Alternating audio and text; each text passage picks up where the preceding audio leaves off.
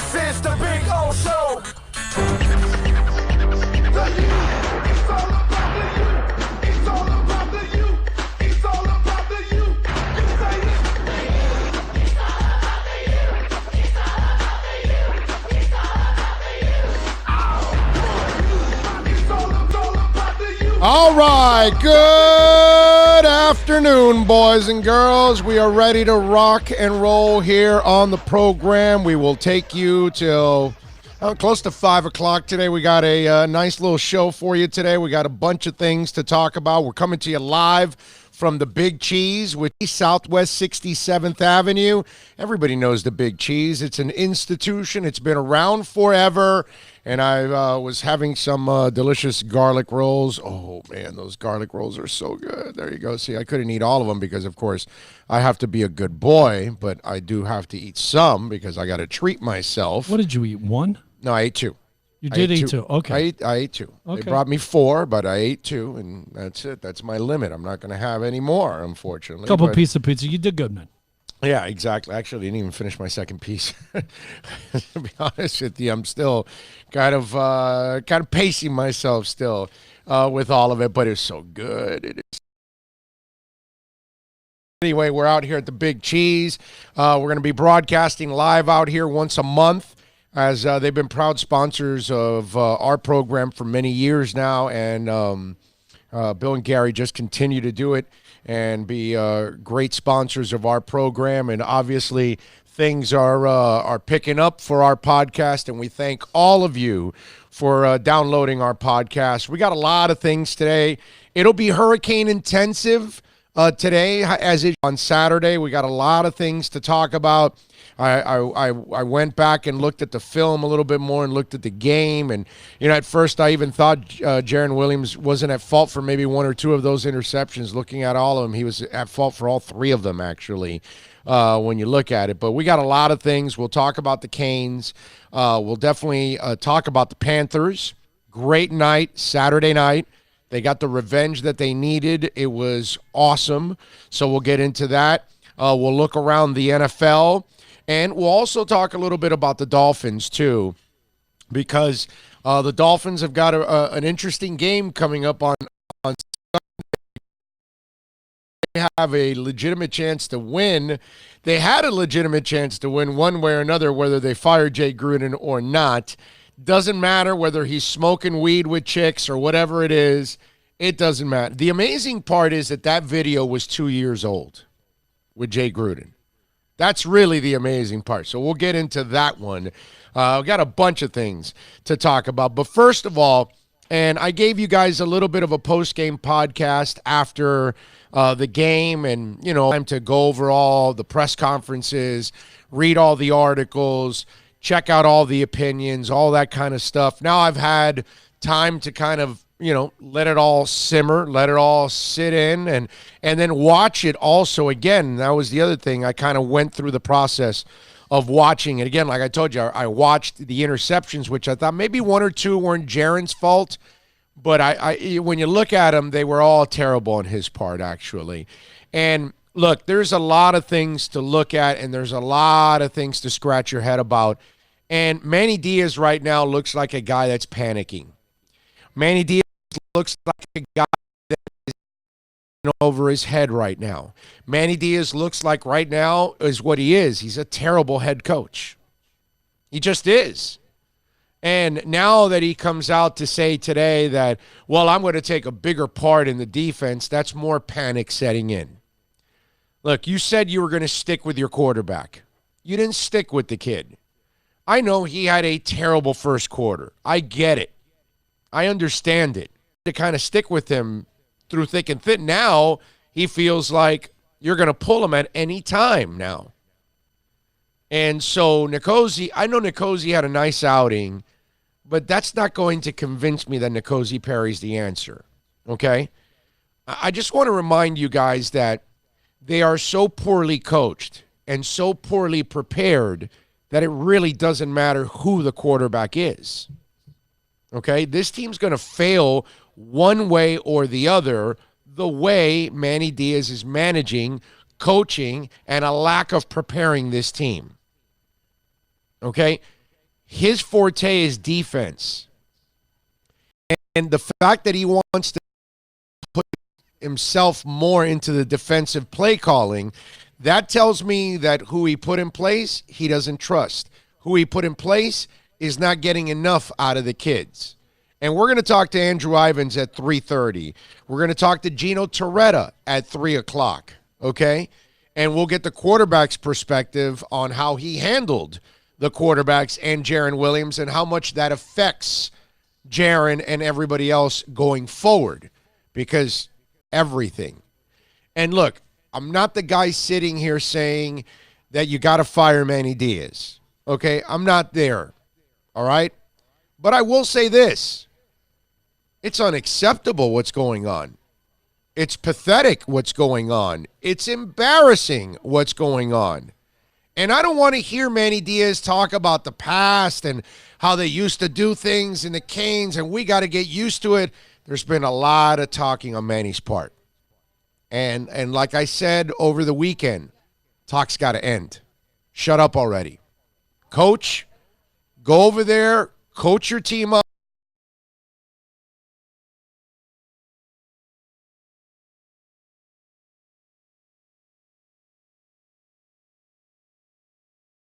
Don't make any promises. Don't talk about the past. Don't talk about how you need to resemble.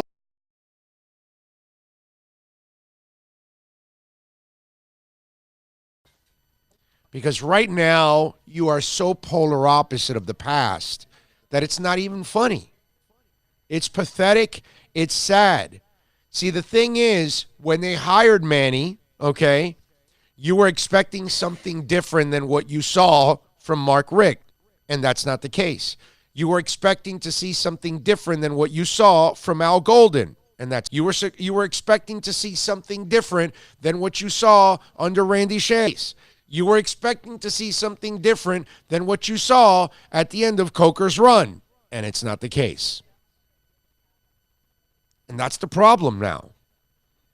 And it's not about, see, here's the thing with Manny also. Manny doesn't get the same honeymoon that other coaches get. Because on Saturday, on the most important drive of the game, his part of the football team failed miserably. It didn't matter if Bubba Baxter ended up hitting. Your defense was going to fold like a cheap tent and give up the game-winning drive anyway.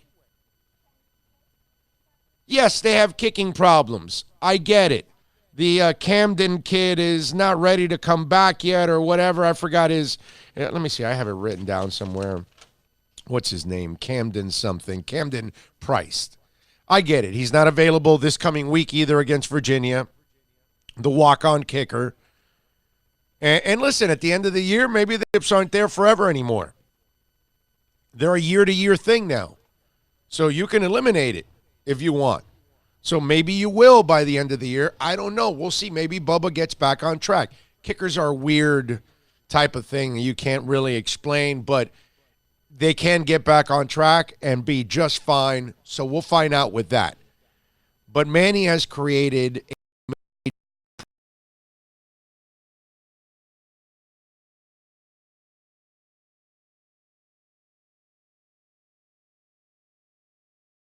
games into the season. He's already made a quarterback change 5 games into the season. So now you have already shown us that you can't make the right decisions and you don't have the conviction to stand by your decisions, or you're not very good. That's the problem now with Manny Diaz, is he has to prove to all of us that he was worthy of this job. I mean, right? You realize right now the people at Temple are like, wow, that was a close one. No. They paid us to take him away from us. You realize that, right? I mean, Temple's like feeling like, wow, we dodged a bullet here. When you put it like that, man, that's a really harsh reality. They're 4-1. They're 4-1, Temple.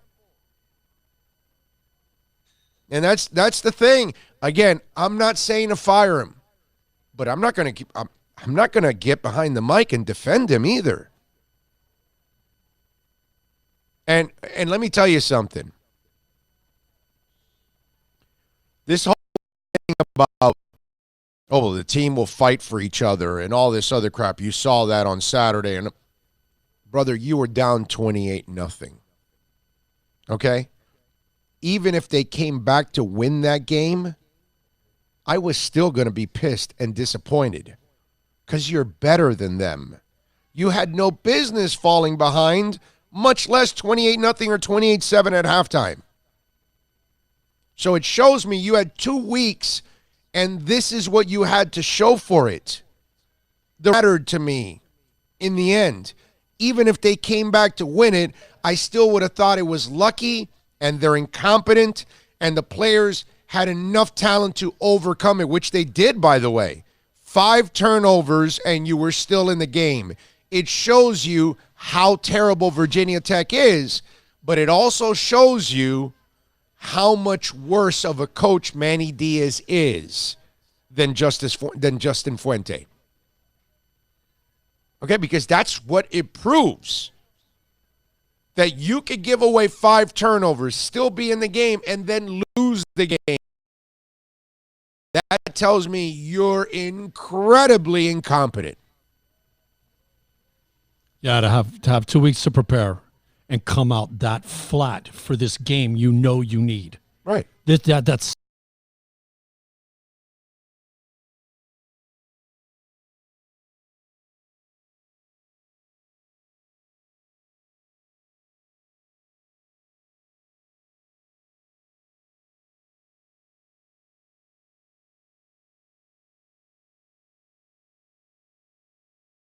Word.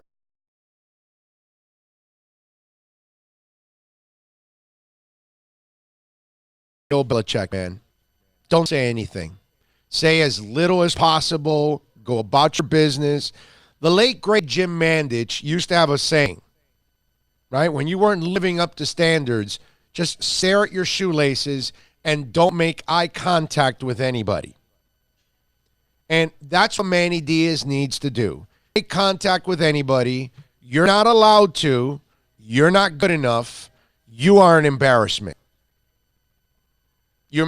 Blake James right now has got to be kicking himself in the ass because he thinks he made a bad hire.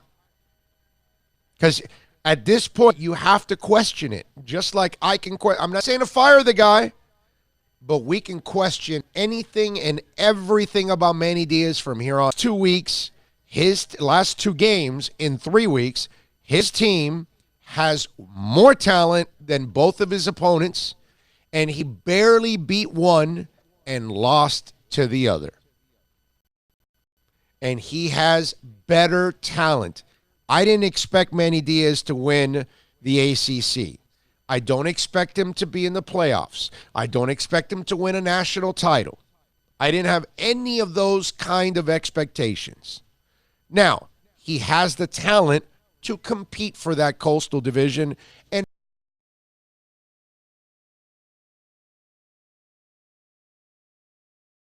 one person alive in that in that program that could have been proud about their effort or accomplishments against Central Michigan. And if you were, which Brevin Jordan was, that tells you where the state of the program is. There's no way that if I'm coaching, I'm allowing any of those guys in that locker room to feel any good about themselves after Central Michigan.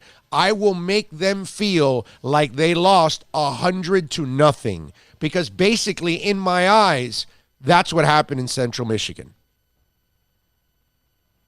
They were losers in that game.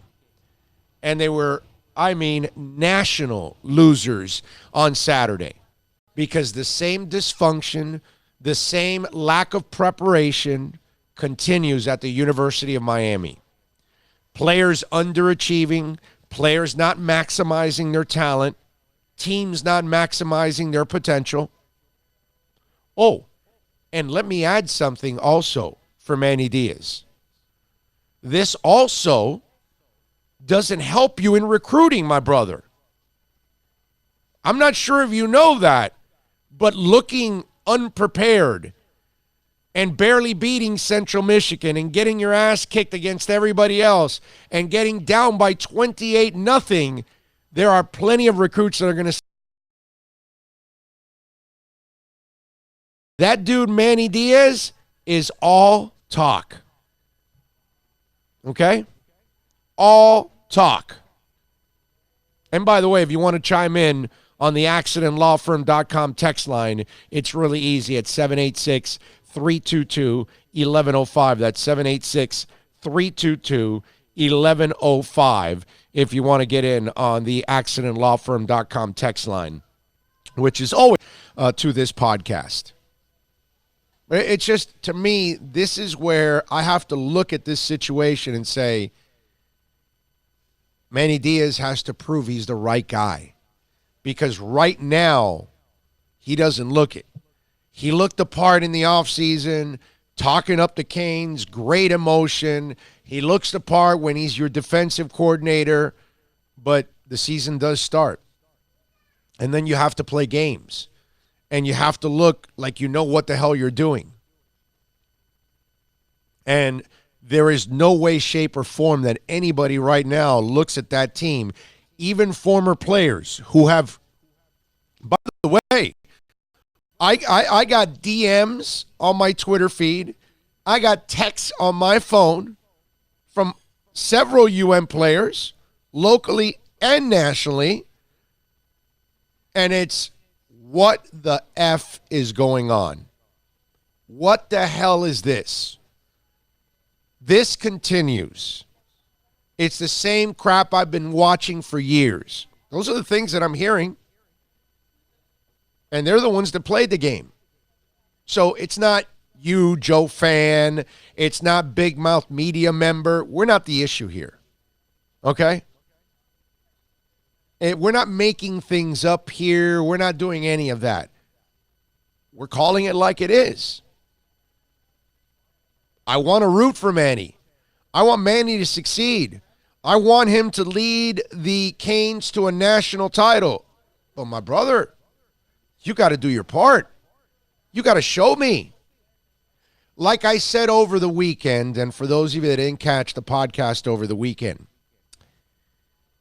Brian Flores has the most talented team in the NFL. He has the youngest roster in the NFL. He has the most inexperienced roster in the NFL. Okay, do we all understand that? All 31 teams in the NFL, all of them, have more talent than the Dolphins. Let's get that clear. The team they're playing this week, Washington, has way more talent than Miami. Now, I'm watching Miami's team get better week in and week out.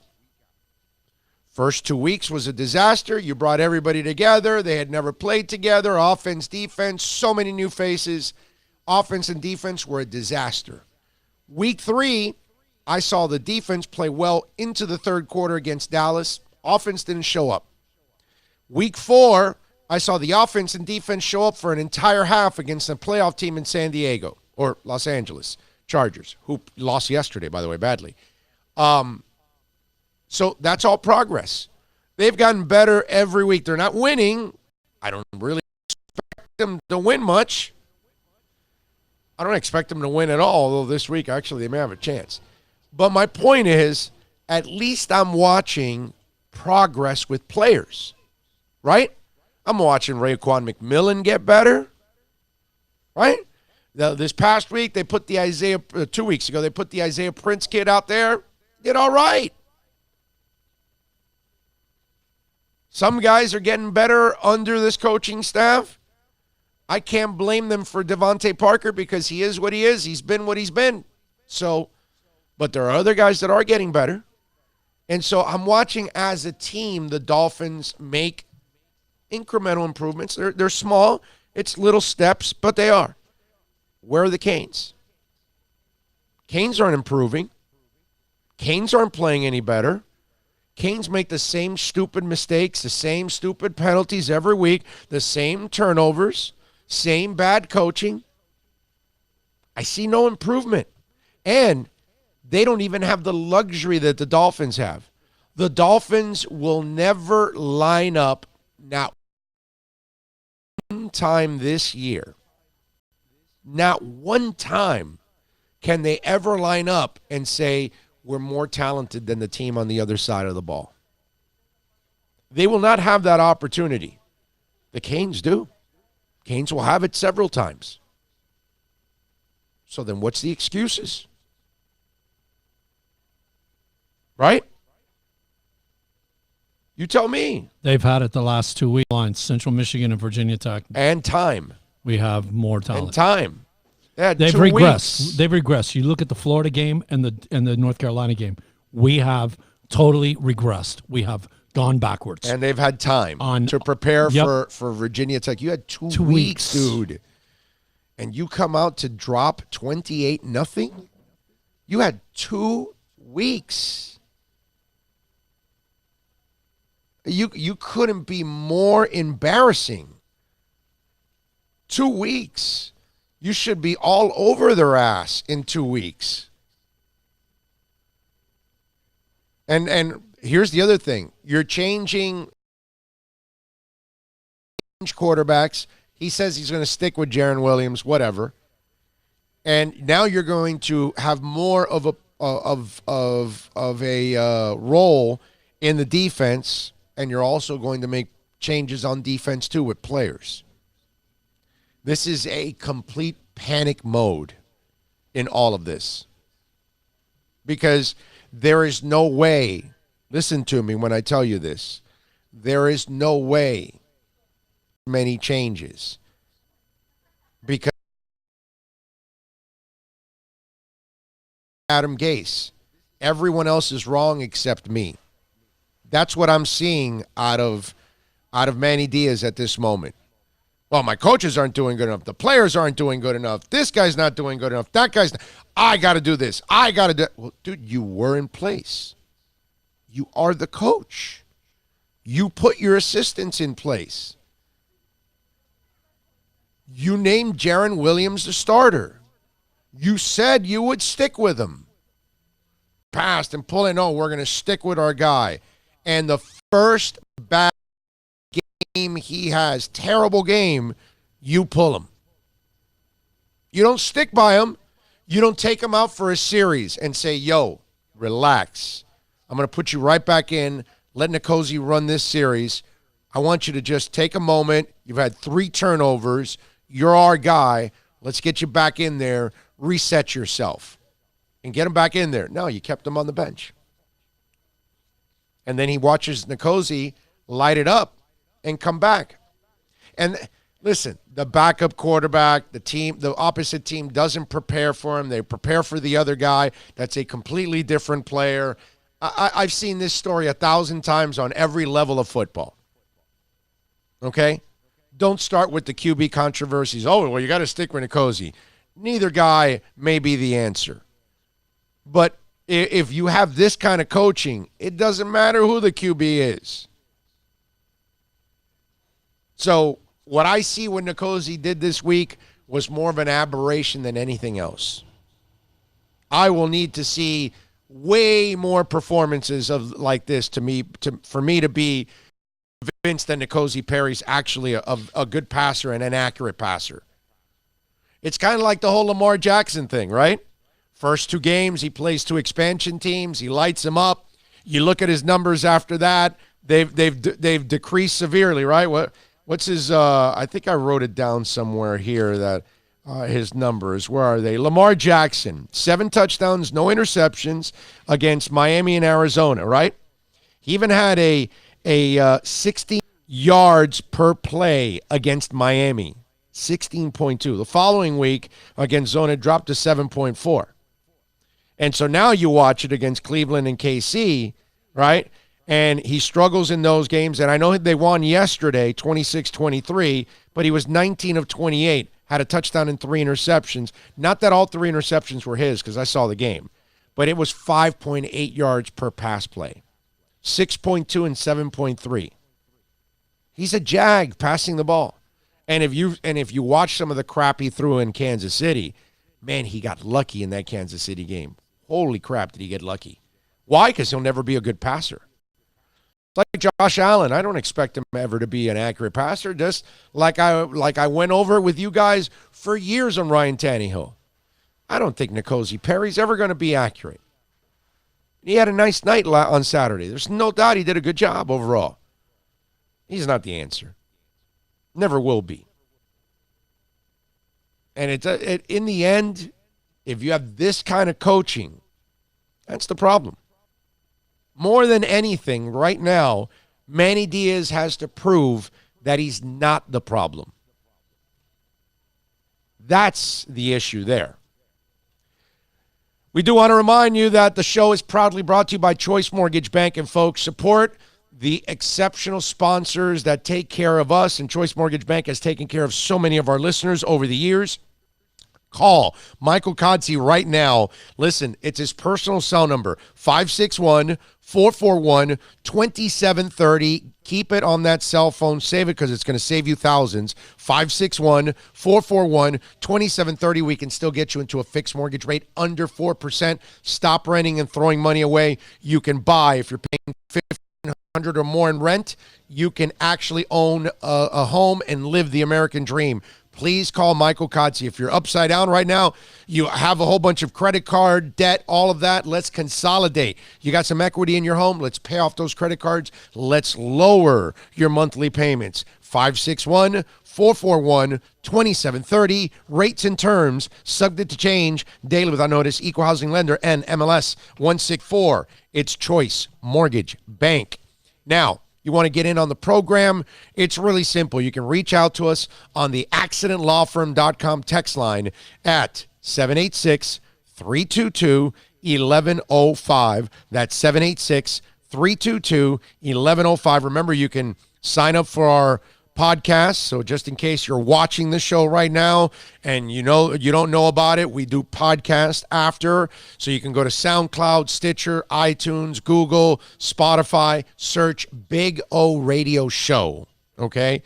Big O Radio Show. So make sure you search there and you will find it, subscribe to it, download it.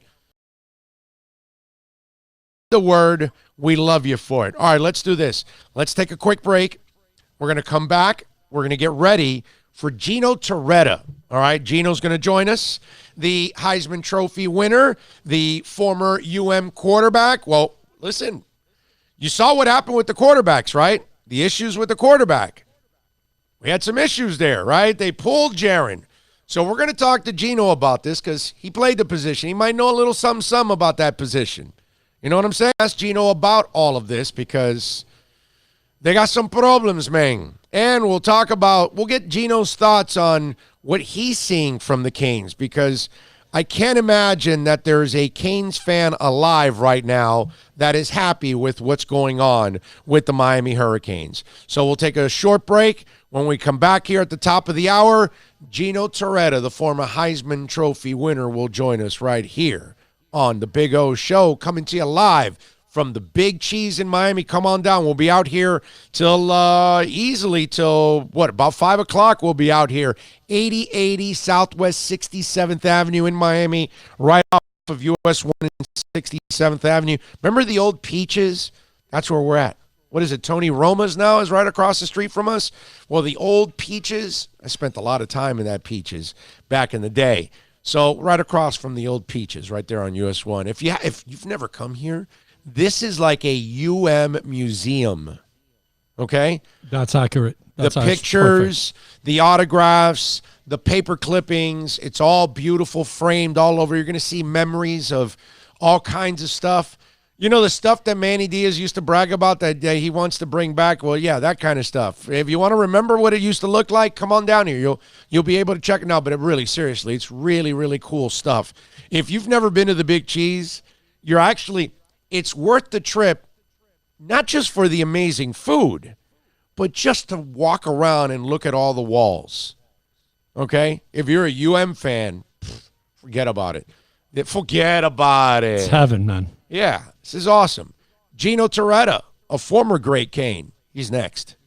Plus tax tag title and includes $8.99 dealer fee on approved credit. Offers in 10/31/19. Get super savings on over 1,500 Toyotas during our 2020 Supra sales event at Toyota of Hollywood. Toyota of Hollywood has one of the largest selections of 2020 Supra launch editions in the country. Plus, we're selling 2019 Toyotas at up to 50% less than their original MSRP when new and used. 50% less. A pre-owned 2019 Camry LE, not $26,000, $18,775. A pre-owned 2019 Corolla LE, not $22,775. Get super savings during our 2020 Supra sales event at Toyota of Hollywood, the #1 volume Toyota dealer, based on total retail sales of new Toyotas in the Southeast region for 2014 to 2018 for SET, on 441 between Hollywood Boulevard and Sheridan Street, open till midnight.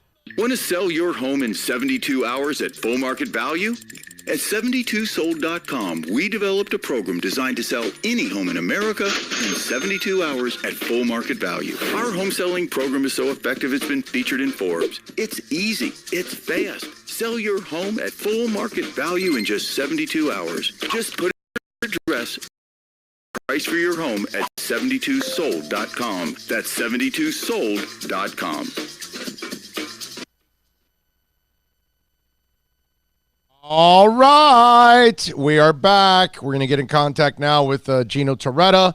We'll talk to the Heisman Trophy winner. We'll talk to the former Cane. We'll get his thoughts on what he saw in that 42-35 debacle and loss to the Virginia Tech Hokies, which it's just one of those where it's painful. That's all I can tell you. It's painful, big time. And remember, you can watch us on YouTube. You can watch us on Twitter, on Periscope, and on Facebook. Also on our Big O Show Facebook page is another way of watching the program. So if you want an opportunity at checking out the show, you can do that.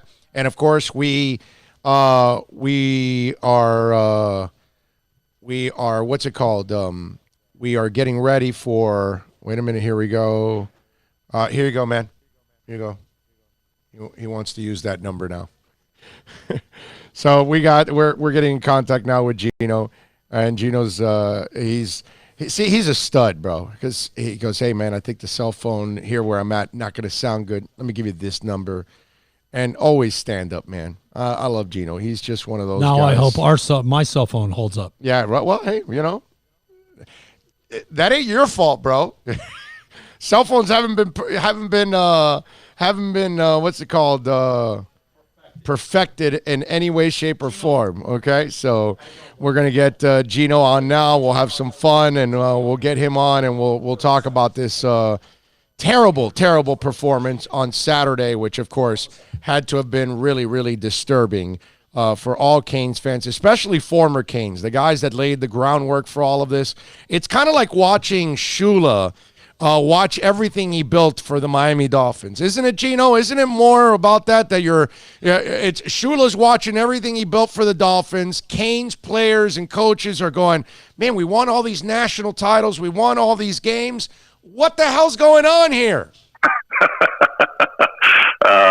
Probably that would be the G-rated version, Bill. Well, the good thing is this broadcast, it's on the internet, so we're not held by FCC standards here, but we do want to keep it a family-oriented show. Family-friendly, yes. We do want to stay family-friendly because we got something called sponsors. So, yes. PG-13, please. Yes. Sponsors. Keep it family-friendly. But anyway, Gino, I want Manny to succeed. I want him to have success. Defense with what's going on, my brother. You cannot look this unprepared. And when you've got 2 weeks to prepare and you open up the game 28-0, that, my friend, is just unacceptable. And you've got more talent too. Yeah, it was, I think everybody, a lot of the fans down here, obviously you went into the game. I think, the train wreck that was Florida State and Virginia Tech to start the season, I think a lot of fans just kind of chalk those up as victories when we play those teams. And I think that, Virginia Tech hasn't played well. They put in a quarterback that is, very inexperienced. We made some mistakes, obviously. Jaron threw 3 picks early in the game, but you can't turn around right away and give up scores. I mean, there was times when I made mistakes. I'd turn the ball over, but Michael Barrow, Darren Smith, and those guys picked me up and pulled out a stop. And I Big O, I did the Michigan Iowa game, so I was driving back to Detroit Airport. My eyes were still bleeding from watching that debacle of an offensive. I get a text from Mark Jones, who used to be my partner, and I was like, I didn't even know, and it was already 21 nothing. And by the time I got in the airport, I watched the second half, and obviously they played better. But to come back to what you think is the lead, your kicker, misses an extra point. You're celebrating like, you're beating Alabama, and it costs you 15 yards, gives them great field position, and then the team just marches right down the field. There's a lot more than just Jaron having a bad game or offensively. It's defense and special teams, and I think we saw that in week 1 against Florida. We saw breakdowns everywhere. It wasn't just the offense and a new quarterback, but to have a quarterback that had never played before go out there and kind of fillet you up. And I watched some of those replays, and I'm like, okay, they're blitzing 6. That means there's man coverage, and nobody covers the tight end coming out of the backfield. I mean, it was major. Yeah, no, I'm with you. It was. Now, let me ask you, you played this position, and Jaron, he talked a good game at the beginning that, we're going to stick with our guy. And I went back to look at the interceptions. I thought maybe 1 or 2 may not have been his fault. It looked like all 3 really were his fault. It was just he kind of got baited on maybe 2 of those where they just were able to step into it and take advantage. But I thought Manny, maybe if you pull him and then you bring Nkosi out for 1 series and you tell the kid, hey, check yourself, talk to Dan, look what you're doing. You've had 3 turnovers here. I'm going to get you right back in the game. Just take a step back for a moment. But he kept him on the bench for the rest of the game. I can't imagine that Jaron Williams now goes into this game, if he does start this week, with the kind of confidence that my coach is behind me now. That's over now, right? Well, I would agree. Because I literally, I looked at the stats and I'm like, okay, I go 4 for 7, and I hadn't seen any replay or anything, and I'm like 4 for 7. Wait a sec, he threw. I thought he had gotten injured before I scrolled on my phone to the right, because I'm like, well, those are good numbers. Why is he not still in the game? Okay, 3 picks. The kid hadn't thrown a pick all season. Right. So what if he threw one per game for 3 games? Does he get yanked in this game? And that's where I'm like, okay, I get it. You started off cold, and maybe you made some poor decisions. Maybe Bud Foster is a pretty damn good defensive coordinator, and he had a game plan that was working right away. Yeah. Okay, you and I don't know because we're not over there 80 hours a week, game planning and things like that. But can I add one cap? Foster also usually has some pretty good defensive backs. Okay. Yeah, exactly. They're putting guys in. I think the one kid I played against his uncle or whatever. The kid I believe he was 18 years old and he was a first round pick. He'd already gone through college when he was the youngest first rounder ever in history of the NFL. So yeah, he can coach, he can game plan. But I agree with you. If you pull Jaron, because I literally thought, okay, maybe you keep him out the rest of the first half. And then when the lead's really 2 touchdowns, you put your starting unit back in. I mean, here's the guy you said is our starting quarterback. Right. You put him back in at the start of the, of the second half. And then, they didn't do that. And I don't know if, nobody knows if Jaron's numbers would have been the same as Nkosi's or whatever. But if you go into a game and this is your starter's going to have a bad stretch every so often. But I can't imagine that, there's a lot of guys, if you play bad, that they're not going to be looking over their shoulders going, man, if I have one bad series, you're talking about three bad plays and you go back to the bench. I mean, that's, but that's Manny's decision. I thought, because I hadn't seen it, I'm like, did they have words on the sidelines? Was there some other issue? I get it not having a hot start, but, to not go back in maybe to start a second half, because the spark issue, they said they put in Nkosi for the spark. Okay. Right. Well, the spark, now it's the second half, so, but they gotta figure a lot of things out, Gino Torretta, of course, joining us, Heisman Trophy winner, former Canes great here with us. We're coming to you live, by the way, from the Big Cheese, so come on by. We're in the back room at 8080 Southwest 67th Avenue. Did you see my picture, Big O? I've several pictures. Before I got really big, I think I was 18 years old. I think it was the first time I was at the Big Cheese. Before you go in that back room up on the top right, okay, there's like Shane Curry's graduation. I'm about 172 pounds, dripping wet in that photo. Chud, Sully, I was wearing. Written, a bunch of guys. We were there for dinner. I took my daughter in there last week and showed her. She's like, "Is that you?" Awesome. That's awesome. Hey, we're back here Tuesday the 22nd, so maybe I can get you to come on by and we'll treat you to lunch. My daughter didn't have a meat. I'd be in there having one of my favorites, that cheeseburger sub. Not a lot of people know about that cheeseburger sub at the Big Cheese. Ooh, you know what? The next time I'm here, I'm gonna have the cheeseburger sub just because you said it. I'm gonna try it. You're welcome. Good stuff. Now, let me ask you: when you look at what Manny's doing right now, is there a little panic mode going on because, now I'm going to be a bigger part of the defense. Now I'm making changes to the defensive players because he's going to make some changes on the defense. He panicked with the quarterback. To me, this is a guy that is getting a little flustered with what's going on right now. That's kind of what I'm sensing. Do you sense the same thing? Well, I think there's one thing is to be involved. It's another thing to change, what the plan is, created by your coordinators. I know that don't play well. I would go back to that old adage, KISS, keep it simple, stupid. And I don't really care. I mean, we used to think when I was in school, we didn't care. Run 4-3, cover 4, every snap of the ball, and we'll play fast and we'll play better than you. We didn't care. We didn't need to blitz. We didn't need to do different things. We'll run the same stuff and be good at what you run.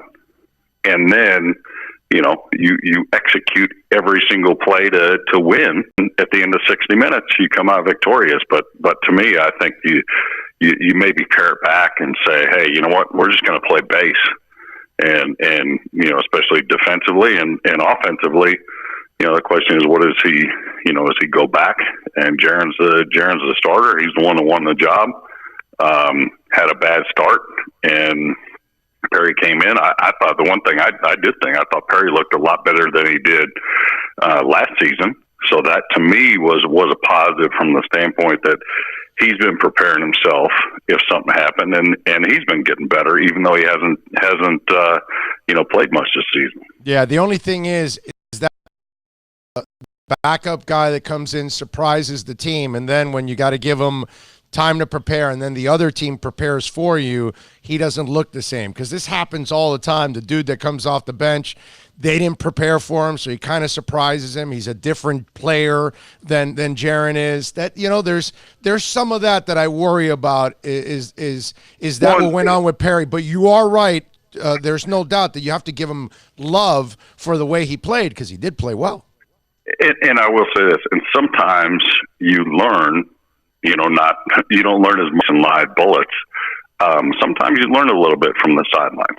And what I would say to that is going back to, my redshirt freshman year when Craig Erickson broke his hand and I started for 4 games. Craig I don't want to say he was struggling in the new offense, but to go from Gary Stevens and the I formation, which we ran with a lot of success and national championships, to Dennis Erickson's one-back system, I don't know if he had as much confidence in the new system right when we started the season. Then when he was hurt, and obviously I had great numbers, because I was a young freshman punk, and I was like, hell, I'm just going to do what the coach tells me to do. I don't know any difference than running this scheme. And I think it built Craig's confidence to be able to go back in and say, hey, you know what? If I run this offense like it's designed, it can be as successful as the other offense. Yeah, and you remember how people were losing their mind? We're limited. What is this one-back crap and all that? People were losing their minds on that one. It was awesome. It was like, hey, remember when Jimmy loses to Maryland and they dropped to 8-5? People were losing their like, who's this Oklahoma State guy? Get him out of here and all that. And you got to kind of stay with the course at times, and that's what I'm wondering, is that a part of what we're about to see with Manny, that he doesn't know what course to take, so he doesn't know which one actually is the right course right now, since he's never been in this position? Well, listen, I would say this. I think that, when you change coaches, listen, Miami was fortunate. I mean, to go from Howard to Jimmy, from Jimmy to Dennis, and you still win championships. I mean, that's unheard of. I mean, really. I mean, you don't change coaches because one guy's walking away from a great job that he thinks the team can win a national championship. Well, don't forget small private school with very little resources compared to the big boys. Okay? Yeah, but back then that was an argument. Now, not so much. No. And I think that look at Tennessee, the disaster they've been, and they keep changing coaches. Think a new coach. You know what? A new coach doesn't change all of your personnel and depth issues. Miami doesn't have the same depth that they had when I was there. And it takes time to build that. And I can go, like I said, I was at the Michigan-Iowa game. Michigan has changed offensive schemes, I think, 3 times since Harbaugh's been there. If you're a recruit, what do you think you're going to run? If I'm a quarterback and I'm like, hey, I'm a drop back guy or an RPO, whatever, pick your offense. Run the same system that he recruited me under? I'm not really sure, because he's turned the offense over a few times. So I think that, the decision is made, and Manny is the leader of the program.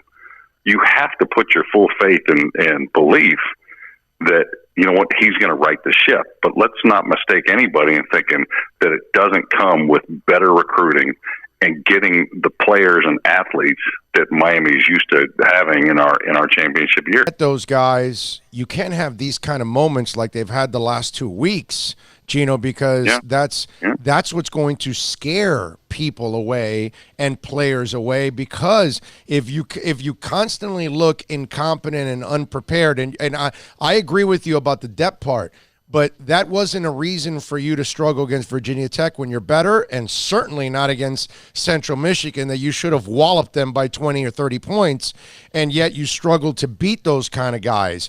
That's what recruits see, then, okay, the talent you do have, you're not maximizing it. That's a problem. Okay, if I'm coming in, you're my recruit. You see how we performed. You want to turn the program in and turn it into what this place was? You will have that opportunity, and you'll have that opportunity faster here than maybe some of these other big schools. And oh, by the way, you're going to be in Miami. You might want to live the rest of your life in here. I could recruit the hell out of it. You know what I mean? I get it that it's not, we didn't play well at times, but I think that you always got to be positive. I just look at all the benefits. You know as well as I do. I've been all across the country doing a game every week. I see what athletic departments do all around. When this city wins, and I don't care what sport it is, this is the best place to be in America. There is no question. I Whether agree. it's the Heat winning, Dolphins winning, Canes winning, Marlins winning. I mean, it's this place is second to none. Yes. No, I agree. This is a great place when things are going well, but you have to, in his position where he's at, in order to sell better, you got to prove that you can maximize what you have at the moment. And that's what I'm afraid of, because Golden didn't do it, and neither did Randy Shannon. And so now we've got another guy that's taking over, and even Mark Richt did it for a little bit, because you got to admit that year with Notre Dame and all of that, those were some pretty damn good moments for the Canes. But you need a guy that comes in and is not just electrifying by how he talks, which Manny is electrifying in that way, the way he talks, the passion he has for the program, all that good stuff shows some of those. Some of that has to translate on the field, in other words, as a coach, and that's not you got to win. You got to win some games that you're not supposed to win. Yeah, and I think that you not only have to do that, but you have to win games that you are supposed to win, and you got to go out there and dominate. And I think that it's not just Manny. I think that's the staff. I think it's it's the players. I mean, I think one thing that the society has lost is the word. Remember, Dennis Erickson used to say it all the time: accountability. Who's accountable? And whether you're the player, whether you're accountable for your actions. And I think that unfortunately they didn't make enough plays. Can they right the ship and go out and play better? Heck yeah, and they can go out and win. I think that the celebration penalty. I mean, DJ Dallas, the run was phenomenal, but man, act like you've been there. You're not beating a team that's vying for the national championship. You're battling a team that's down at the bottom of the Coastal League. Those are the kinds of things you just have to prepare and go out and execute and be accountable for what happens. But I think unfortunately, it sucks. You learn more when you lose games than you do when you win games. Yeah, no, you're right. And look, my brother, now he's got a game that we're now thinking they're going to lose against Virginia, and what you just said. This is the kind of moment that he really needs to bounce back and win a game. Short Friday, week. Too, Friday. I mean, I can't. Listen. I get the Thursday games, and I get the.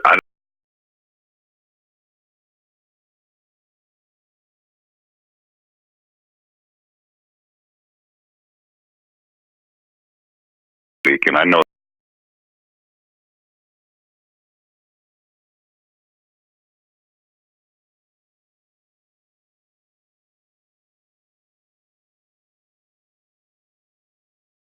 He can get mental reps, and he's a professional, but a college kid that's worried about, classes and all that sort of thing. You don't have enough time, to get your mind right, to get your body right for these games. If on these short weeks, I think it's, it makes the football not as good on the when they play it. And, I think it opens up these guys to some more injuries too. Gino, you played the position. If you're Dan Enos and Manny Diaz, what's your message to that quarterback room, and who's your guy against Virginia if you had to make the call? If it was me, I would have put Jaron in at the start of the second half and see out of the start of the second half. It didn't happen. I would still make Jaron my starter. I mean, he was the guy that won the battle in the summer. You've been behind him this whole way, but to basically say, hey, there's and here's I would, based on outside looking in, what I don't know, Big O, is have enough mental breakdowns every week and bad decision making that the poor start was, kind of the tipping point. I don't know that. Like, I don't, and if that's the case, then maybe they go a different direction and put Nkosi out there as the starter. I know if it was me, kid starts off cold. If that was the only issues, I'd put him back in as a starting quarterback next week. Players is, what do you think about the kicker, Bubba Baxa? Because I know lot of football players, they hate the kickers, but Bubba is struggling big time. Missed another extra point. He's missed several field goals already. He's ranked 97th out of 130th. The walk-on Camden Price is not available this week against Virginia. So Why? I don't know. Why isn't he available? I have no idea why he's not available. I don't you got know. a calculus test or something? I don't know. Or maybe he failed a calculus test. I'm not sure. Maybe. I'm not sure. I'm not sure why he's not available. But do they have a problem? Yeah, I think that in the Florida game, you miss a short chip shot, which makes the last drive as a field goal to win the game instead of having to score a touchdown. So I think they have a problem. Whether he can right the ship, that's on him. I would say this: offensively, you never want to rely on the kicker. We were like, listen, we don't want it in their hands, and I'm that's from a guy that played with Huerta who never missed. I did not want to put it in our special teams' hands. But we knew if we broke down, obviously Huerta was there to pick us up. I think that's what I'm talking about. It's like, at times the defense needs to become accountable and step up and make plays. Other times the offense does, and for sure the special teams does.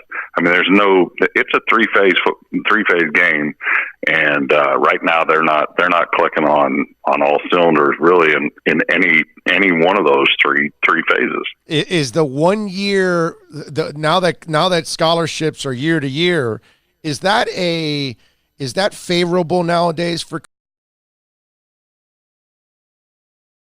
thing and on the flip side, is it tougher for young men to have to deal with that too because there's no security either? Well, I would say that I think that's just now that's mainstream that people know about it. I think there were year to year when I was in school, and what I mean by that is if guys weren't performing, guys were transferred, and then I don't think that was always by choice. I think that was by coaches saying, "Hey, I think you'd be better off going here," and that's kind of how they adjusted the scholarship. I would say this: in today's day and age, I don't think you can pull anybody's scholarship. Unless a guy's injured. Because if I'm a parent and I have a kid that's highly recruited coming out for school, and I know that university pulled the scholarship of a scholarship player just because of poorly, no way in heck that coach even gets in my house and sits on my couch and says, we want to offer your kid a scholarship, because I just know that's smoke. And I would not, they can't do that now. Do they have to, maybe they got to spend another one, Hell, there's a good kicker at Gulliver right around the corner from you. I don't know what year he is, but I know he's pretty good. Oh, there you go. Well, they may need him.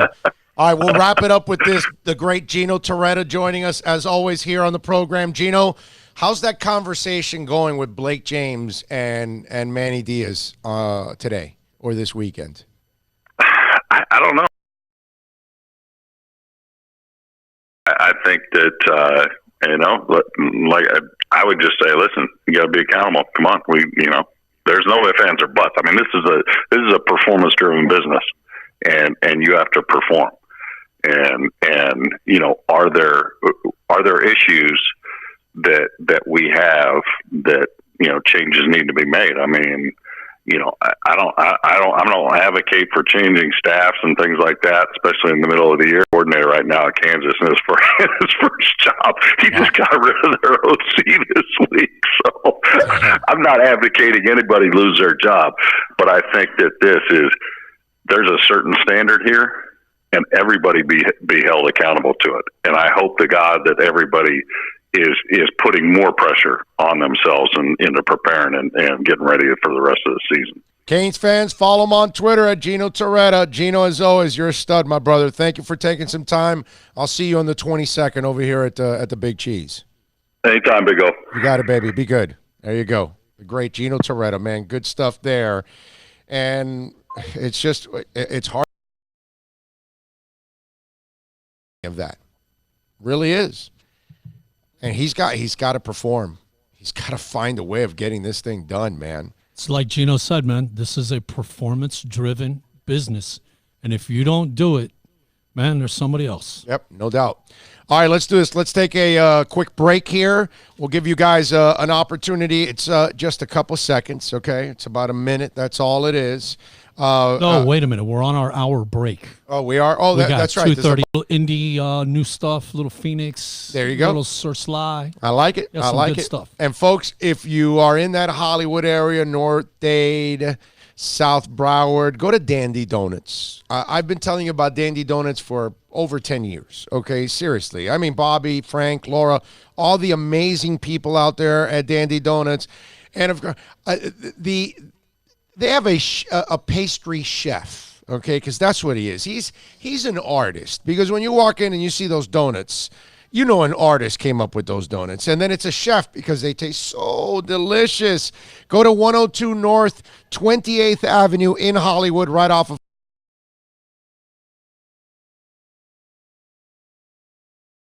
side. They're open till 6 p.m. Monday through Saturday, open up at 5 a.m. And then on Sunday, 5 to 3 p.m. from the donuts to the croissants to the French rolls, the biscuits, breakfast, lunch. They do it all over there. Those 9-ounce burgers are amazing. I'm telling you, but the donuts are second to none.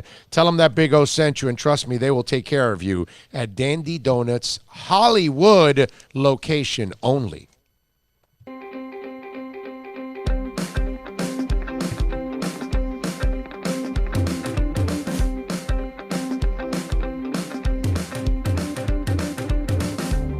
So sentimental, not sentimental, no. Roam darling, I'm down and lonely. When with a fortune and only, I've been looking for something else. Chocolate, go slowly discouraged. Distant from mother and trace on your favorite weekend. And this love for gentlemen only. That's with a fortune and only. No, I gotta be someone else these days. It comes, it comes, it comes, it comes, it comes, it goes. A list of many think let's see it grow. Like a ride, oh. Not easily offended. Not hard to let it go. From a mess to the masses. A list of many think let's see it grow. Like a ride, oh. Not easily offended. Not hard to let it go. From a mess to the masses. Follow me, we steal the molecules from the dead. We liberate inanimate objects. Is this a path of will up ahead? Or are we just destined to get what we get? See our face like never before. Even the mistakes are really mistakes at all. I wanna confess that you're on and we don't rest if we're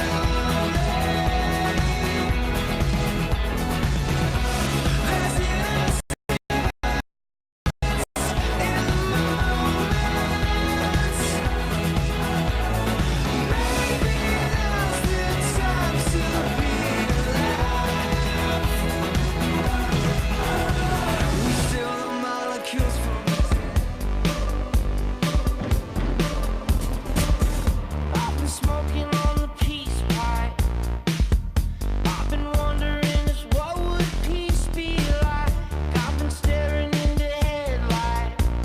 Swallow me whole, finding my peace of mind. I'm just trying to seize the moment, trying to love the little things, even if they're hard to love. Monumental love unspoken, carved in stone, willing to come undone. Feels good to be running from the devil. Another breath and I'm up another level. It feels good to be up above the clouds. It feels good for the first time in a long time now.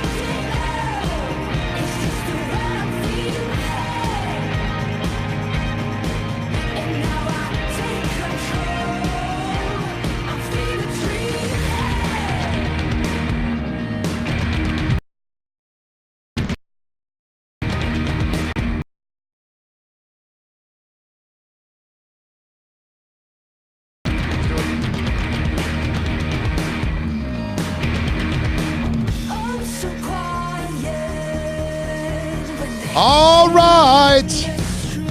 Are you ready? We're going to get Andrew Ivins on now from 247 Sports. After Andrew Ivins, I'll get into a little Dolphins talk too, because I got some things I got to say about the Dolphins. And then David Dwyer, and we're going to talk a little Panthers. The Panthers had a great night on Saturday. They got the revenge that they needed against the Tampa Lightning. They've got the Carolina Hurricanes tomorrow at the BB&T Center. So time to get a little roll going to start off the season. How about win number 2 in a row for the Panthers? Let's do that. That was beautiful on Saturday night.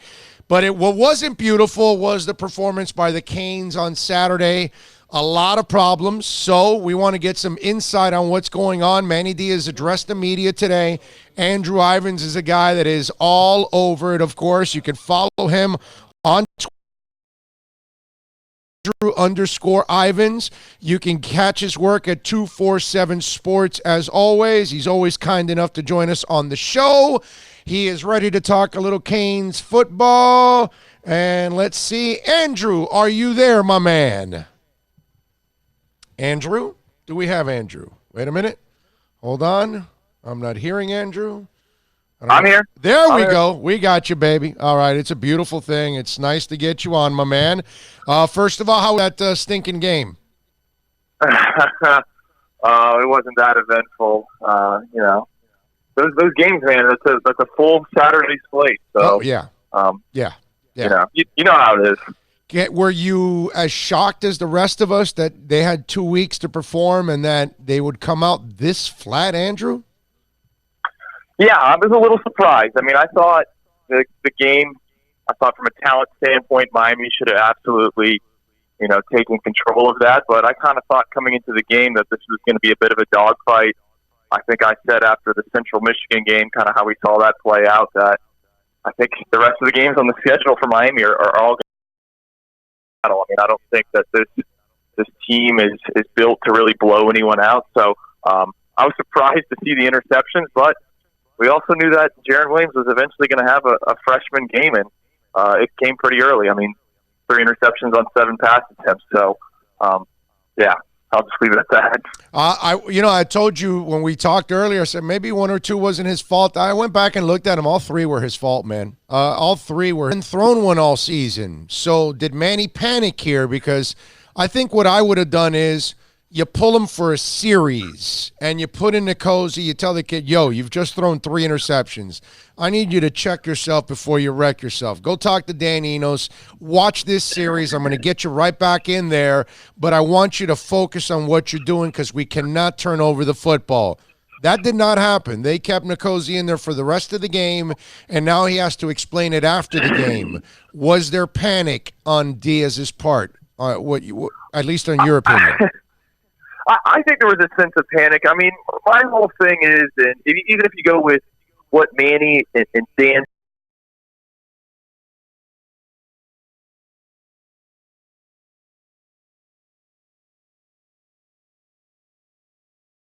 pull them out of the game. I mean, I get it. 3 turnovers on 3 straight drives. That's not an ideal situation, but confidence just yanking him out of the game. And Nkosi went on to have it end up playing statistically one of his best performances in the Miami Hurricane uniform. I mean, throwing for all those yards and the 4 touchdowns. But let's not forget, he wasn't exactly great the first couple of drives. I mean, he threw an interception. That first touchdown pass was a tipped Hail Mary. It's not like he was out there dicing these guys up. So I just thought it was odd that they decided to roll with Nkosi Perry, and then today it's, well, Jaron's our guy and him against Virginia. So I think it was a sense of panic on Manny's end. And let's not forget, Manny's never been a head coach before, so he's kind of learning on the job 5 games into his tenure. Yeah, and that's the one thing that he is right now, a bad head coach, and that's what it looks like, unfortunately. I want him to succeed, Andrew. I'm not saying to fire him at all whatsoever, but this kind of stuff is unacceptable, and it just looks a lot like what we've seen in the past from the end of Coker, Shannon, Golden, even a little bit of Rick towards the end here of his run too, it just looks unorganized. It looks like the moment is too big for him right now. That's the sad part about all of this. Well, I had someone that used to be on staff at Miami kind of reach out to me. We were talking about what happened this past weekend, and he was quick to bring up that Miami's now lost 2 games. Normally, bye weeks are good things, and it seems like with Miami right now, bye weeks are bad things. Tossed in that Florida game. I mean, Miami had all summer, all fall camp to prepare for Florida, and so the 3 losses have all come after big gaps in the schedule when normally most teams are game planning and come out fired to play. And I think that starts right there with the coaching. Let's also talk about the penalties. I mean, Miami at the end of the day is one of the most penalized teams in college football. Where does that start? It starts with the coaching. I mean, I think Manny said he's going to challenge some of these calls, but there's just too many flags. And you're absolutely right. I think he's a little overwhelmed, and I just think that he's going to regret pulling Perry or pulling Jaron and playing Perry. I think long term that wasn't the right move for him. Oh no, he's going to. Well, I can't imagine Jaron now has any kind of confidence going to any game now. Now he's going to feel like the hook is coming any second now whenever he makes a mistake, because the kid was mistake free. He hadn't thrown an interception, so he has one bad quarter and you crap all over him and you just cast him aside. And I thought that was wrong, and I think that's why he's been so strong on, no, Jaron's our guy, because I think he realizes that he really screwed this up, and he's trying to see if he can somehow, patch it up and try to make the kid feel as confident as possible the next time he goes out there.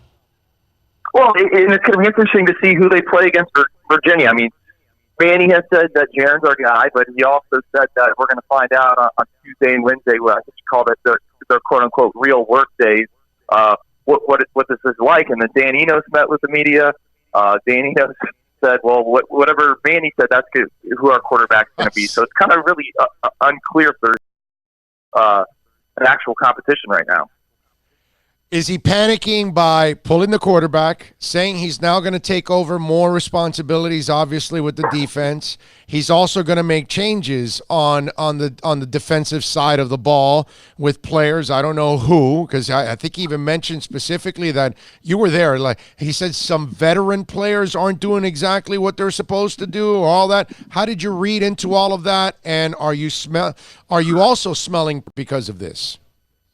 Well, I am kind of smelling panic all over. I mean, I had this conversation with someone this morning. I mean, Manny's coming out and making all these moves now. This is normally the moves you see in year 2 of a tenure when it's not really working out. I mean, he says that he's not going to be calling the plays and that he's just going to be more involved in the defensive game planning. But at the same time, I mean, that to me kind of seems like he's basically essentially taking over for Blake Baker. I mean, who knows?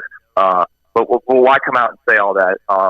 His comments also about players not stepping up and not playing assignment football. To me, that was a direct shot at the senior linebackers, and I think that's what they're really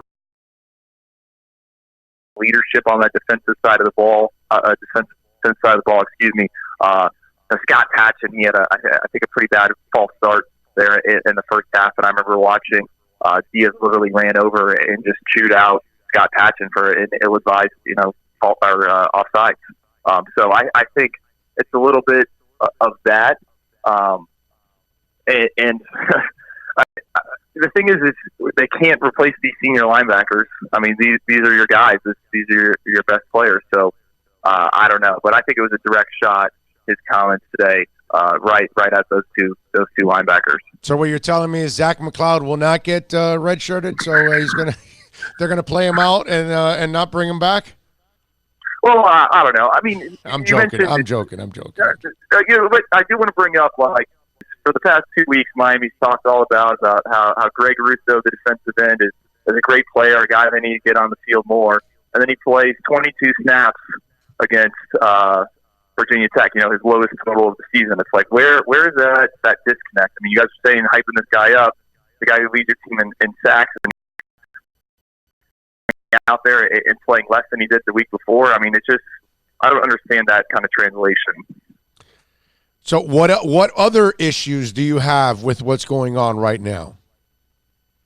Well, the offensive line. I mean, Manny seems to be all in on this offensive line. He actually praised the play, or I should say how much this offensive line has fought, but this unit is bad. I mean, they've given up 25 sacks. There's 130 teams in that's more than any of them, and they keep rolling out this same unit. And Manny pointed out, well, hey, if you're going to get 35 points and 400 or 500 yards of offense, someone's got to be blocking someone. Yeah, that's true. But I think there was a lot of freestyling from N'Kosi Perry. I mean, he kept some plays alive. I mean, they had essentially no running game against Virginia Tech, and I don't really think Virginia Tech's that great of a team. So to pound your chest over that is a bit puzzling to me. I mean, they keep rolling out Zion Nelson at left tackle, the true freshman, and I think he's gotten a little bit better, but at the end of the day, Pro Football Focus ranks him as the second worst offensive lineman in college football. I mean, he's giving up a ton of sacks. And to me, it's like, at what point, do you make a change there? I mean, are you going to really tell me that Zion's your best option at left tackle? I mean, why not try maybe a DJ Scape over there or Navon Donaldson? So the offensive line continues to puzzle me. Some of the personnel decisions. I mean, we saw that Wildcat in week 0 against Florida, where they'd run Tate Martell or DJ Dallas. I mean, where was that? Where has that gone? I do have something. Wait a minute. I do have something for you on move to tackle. Here's a kid that's about to go into the draft. We all know that he excels at guard, not at tackle. And as a coaching staff, if you start putting players in positions where they're failing and you don't help them in their process to get to the next level and be the best that they can, that would be a bad message. And Donaldson is one of those guys. Navon's kind of proven that he's probably always a guard, not really a tackle. And so maybe that's why they don't want to. Scaife I'm with you on the Scaife. Maybe you try Scaife there, but I can see why Donaldson you don't move, because he's just so much closer to leaving that you want to help the kid be the best he can be for the next level when he really doesn't excel at tackle anyway. Well, no, that's a fair point. And so maybe you try Scaife at left tackle, right, and then you roll out John Campbell at right tackle. I mean, they started John Campbell against Florida, and he had a disaster of a game. But again, he was going up against an SEC defense, a defense that has pretty much rushed any quarterback they've played. So I don't know. I don't think they're giving whoever's the quarterback the best chance to succeed with that offensive line, and not using the tight ends to block a little bit more. That's just kind of one of the issues I guess I would have. And really, it's just the whole formation and personnel. I mean, does this offense have an identity? Because I really don't know what it is 5 games into the season. All right, so let me go over a couple of these things here. He wants to change the role on the defense, his role, play more of a whatever he's going to do, which, again, that's on him. Then the excuses are being made because of the effort. He says that some of the changes on defense, some players are trying, but they're losing attention to detail. Well, that's the head coach and the coaching staff. And then he says missing the extra point took the wind out of our sails. Well, but that's your problem, and that's your defense. And if your players lost the wind out of their, they gave up that winning drive, that's on you. And so when I start to hear a lot of this stuff that he's talking about, and you talked about it in this interview, the penalties week in and week out, dude, that's on you. I'm watching the Dolphins, okay? They have the least amount of talent in the NFL. They're the youngest team in the NFL. They're the most inexperienced team in the NFL. They've gotten better every week. They're not winning, but the first 2 weeks, they got nothing offensively. Defense played into the third quarter against Dallas. 2 weeks ago against San Diego or Los Angeles, the Chargers, the offense and defense showed up for a half. So I'm watching gradual improvement from a team that has very little talent compared to the rest of the NFL.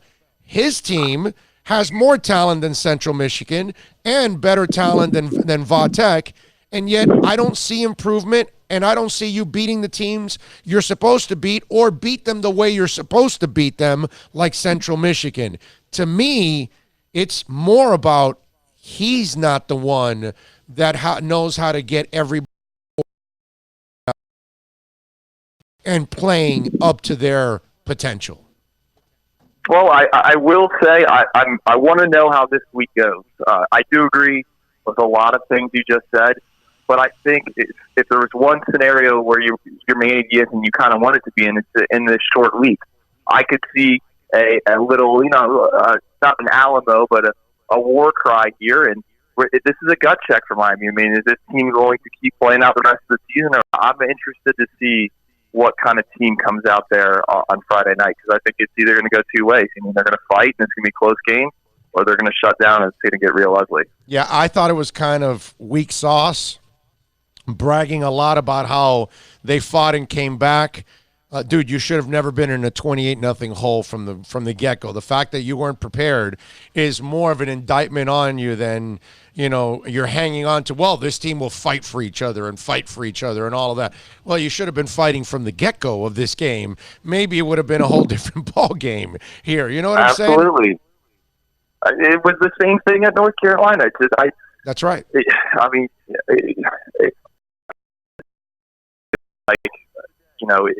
Coming out of a bye week, I think any college football head coach would love to be in that position. It seems like right now, Manny Diaz doesn't like being in that bye week position, which is just puzzling to me. Bubba Baxter, is he kicking for one more week until Camden Price comes back, or what happens with that position? Because that's one that's got to be a little bit of a concern, especially if you're not going to be coached well and you're going to be a bad team, and you're going to even if you're in it, you're going to need this guy to be clutch. Yeah. So Manny was asked about Camden Price. I think it was actually multiple times today, and he said that Camden isn't available. He won't be available this week, but he will be available for the Georgia Tech game. I mean, you can kind of read into that however you want. But I think a change definitely needs to be made there. I mean, I was calling for it, I think, after maybe the Central Michigan game or even the Bethune-Cookman game. You can't trust Bubba Baxter right now. He's missed a kick in every game this year. I know one of them was called out because someone ran into him, but I mean, it's in his now. On the field on Saturday, they had what looked to be some type of psychologist talking to him after that missed extra point. But I mean, how can you rely on this guy? And I don't know what to do. But I think when Camden Price is back, they're probably going to try to give him a chance. Andrew Ivins, 247 Sports, joining us.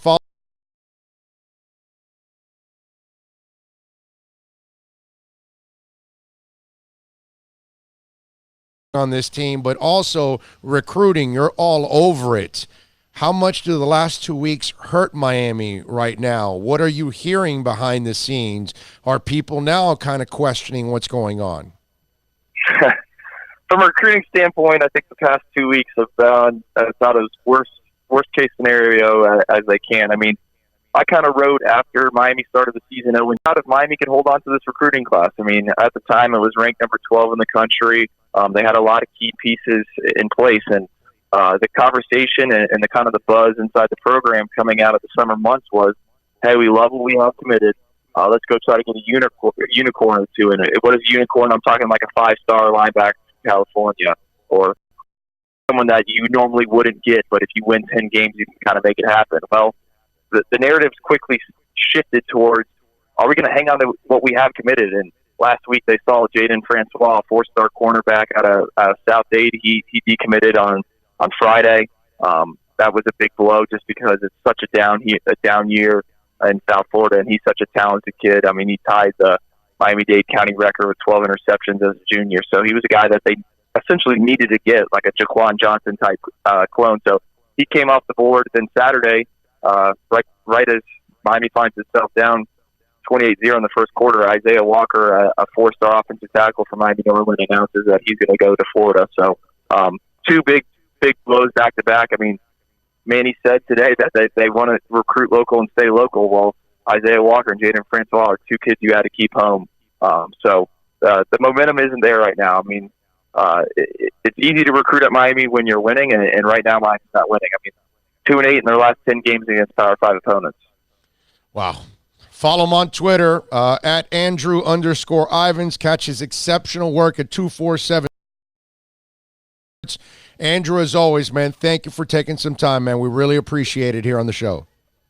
I appreciate it. Thank you for having me on, Big O. You got it, baby. Thank you. There you go. Andrew Ivins, man. Good stuff there. And depressing, too, on top of all that. Yes, extremely depressing what's going on because it's a vicious cycle, you know? And Chris Greer broke that vicious cycle that the Dolphins were doing. Constant older free agents, taking chances, making irresponsible trades, losing out on their own free agents, allowing them to hit free agency, all the things that they one bad decision after another at quarterback, at head coach, at general manager. It's a vicious cycle. Well, Chris Greer took over and then did everything completely different. We're going to find out if it works, right? Obviously. But it's a completely different approach to it. Well, right now, unfortunately, you know, Al Golden might have talked a good game, and Mark Richt talked a good game, and obviously Manny Diaz a good game, but neither man has been able to actually live up to what they talked about. And how, you know, what they were going to bring to the University of Miami and change the culture. And changing culture is winning, ladies and gentlemen. It's winning. And winning decisively. And winning in a dominant fashion. And dominating the people you're supposed to dominate. So when Central Michigan comes to town, you hang them and you send them home 50-3. Okay, I get it. They're not at the point right now to hang with Alabama and hang with Clemson or even beat Clemson or anything like. I'm not asking you to do that right now, but I am asking you to maximize your talent. And you got to be prepared. And you've shown us multiple times now you can have all the time in the world to prepare for a team, and you're unprepared. That doesn't sell for recruits. Right? The walls here at the Big Cheese are filled past. We are turning our two football teams, okay? Pro and college, they live off the past because they cannot find anybody in the present that is competent enough to actually live up to what Don Shula built, to what, of course, Schnell and Davis and all these guys built up. And I get it, it's not easy, but it can't be that hard to do. It can't be that hard to get the right coach in there. And unfortunately, right now, I'm not saying that you got to fire him. I'm not saying you got to make a coaching change. But, Manny, you got to understand that people are now looking at you and saying, same old, same old. One dude's short, one dude's bald, another dude's black, another dude is what I don't know what you would call Mark Richt, semi-old or whatever in between. Was Coker, by the way, just in case you were trying to figure out which. Everything's so far. They're all the same. It don't matter what they look. They all look different, but they're all the same. It's and all that's been what people lip are saying. It's all been lip service, man. That's it. There's been no actual follow-through production, seeing it on the field, man. That's it. And it's pathetic. And that's what people are afraid of, that Manny Diaz is another Randy Shannon. He's another Mark Richt. He's another guy, not a difference maker. And that's depressing. Now, if the Canes football team was like Brett and all the great people at Canes were, that would be a difference right there, because they are difference makers. I mean, you want to get anything and everything Canes, you go to 2511 South University Drive in Davie. Go see Brett and all the great people at Canes, where we broadcast there every single month. If you're a Canes fan, there's only one place you want to go, baby. They've got the classic throwback jerseys. They're available in several colors. If you bleed orange and green, then Caneswear is the place for you. 2511 South University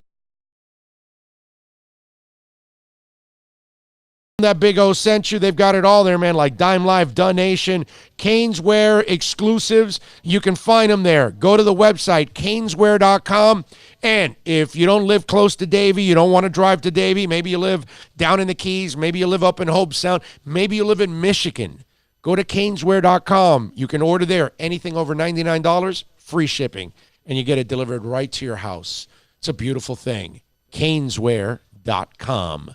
All right, let's take a quick break. Just give us about 45 seconds here, and we'll be right back. We're going to talk some Dolphins, okay?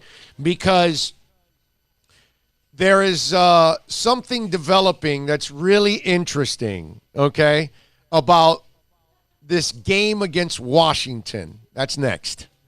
Plus tax tag title and includes $8.99 dealer fee on approved credit. Offers end 10/31/19. Get super savings on over 1,500 Toyotas during our 2020 Supra sales event at Toyota of Hollywood. Toyota of Hollywood has one of the largest selections of 2020 Supra launch editions in the Plus, we're selling 2019 Toyotas at up to 50% less than their original MSRP when new and used. 50% less. A pre-owned 2019 Camry LE, not $26,000, $18,775. A pre-owned 2019 Corolla LE, not $22,000, $13,775. Get super savings during our 2020 Supra sales event at Toyota of Hollywood, the #1 volume Toyota dealer based on total retail sales of new Toyotas in the Southeast 2018 for SET on 441 between Hollywood Boulevard and Sheridan Street. Open till midnight.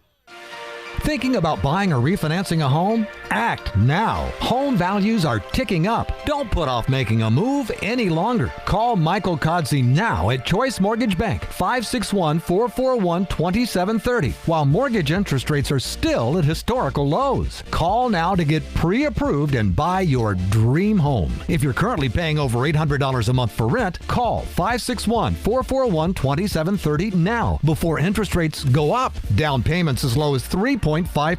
Veterans may qualify for no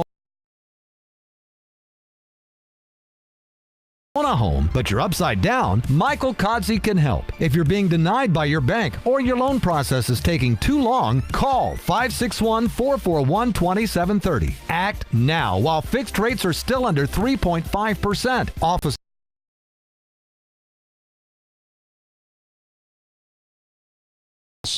It was a lot of fun to watch them get revenge. It was something that was needed in a big time way, obviously, because man, you can't go down 2 to Tampa. No, okay, no, losing to Tampa on Thursday was one of those where the fact that you outplayed, okay, for basically the first 2 periods and the first 7-8 minutes of the third, okay, they did it to us the last 12 minutes, but the other 2 minutes of that game, man, that was us. That was us, man. Yeah, we outshot them, by 12 shots on goal. Yep.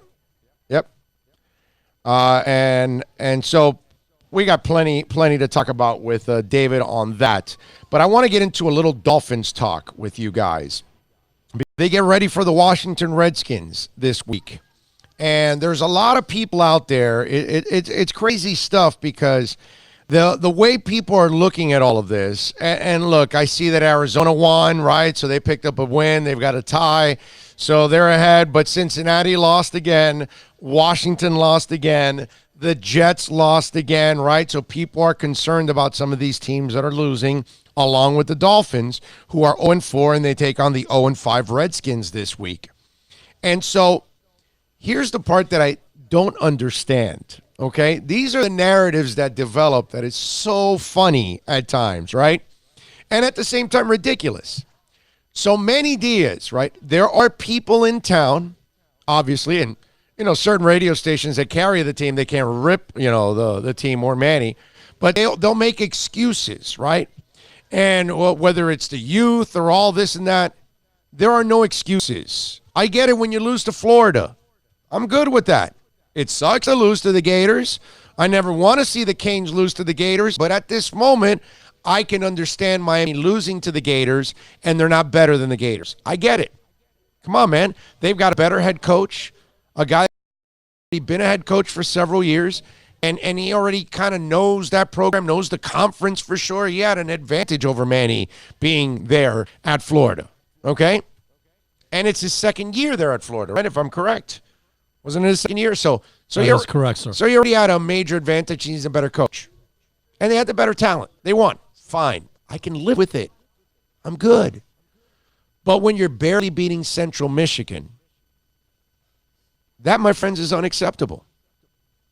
When you are losing to Virginia Tech, that is unacceptable. You can't, especially if you saw the way they played with Duke at their place, Yes. at home, Duke in their place. Man, Duke waxed their ass. Yeah. There ain't no way, you can't make it nice. They kicked their butt. Yeah. No, I'm with you. And so that's why I'm telling you that when you look at all of this going on, you got people making excuses for Manny Diaz, and there are no excuses to be. Meanwhile, Brian Flores has, like I said earlier, the youngest team in the NFL, the most inexperienced team in the NFL, the least amount of talent in the NFL. Do you understand that? Nobody has less talent in the NFL than the Miami Dolphins and Brian Flores. And it's not even close. Right, it's not even close. It's not. Washington has way more talent than Miami. Their defense alone is 100 times better than Miami on that defense. They should be a really good defense week in and week out in Washington. Okay? So, this is the way, and I predicted this on this show a week or two ago. I said it. You can go back and listen to one of the shows. I forgot which one it was. I told you that if Brian Flores wins, people will look at it like he's screwing up.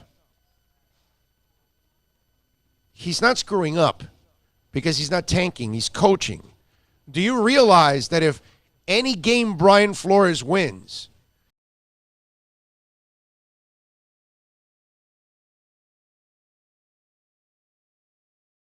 mentioned, he has no talent. He has very little experience. He has a ton of young guys on that team. That's a recipe for 0-16. So if he beats the Redskins, or if he beats the Bengals, or if he beats the Jets, shame on them. There's no tanking going on here. I keep trying to tell you guys this. Brian Flores is coaching to win even though he has less talent, because that's what he's supposed to do. Players are playing to win. I already told you what tanking is. And again, the lazy term by the media, the lazy term by some of my friends, the lazy term by some of you listeners out there, the second a team sucks, oh, the Jets lost again, so they're into the tanking. No, they're not into tanking. The Jets are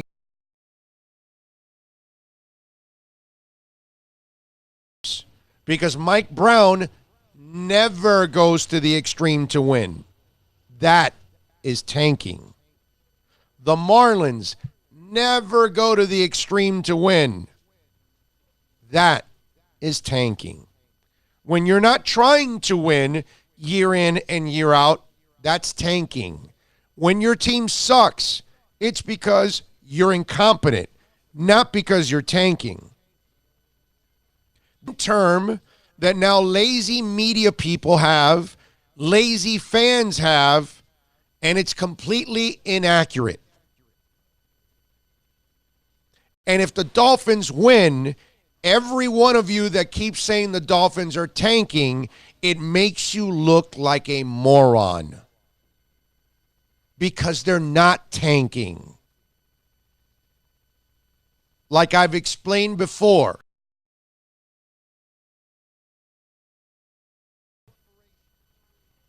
And when you go in there, you want to change this person, that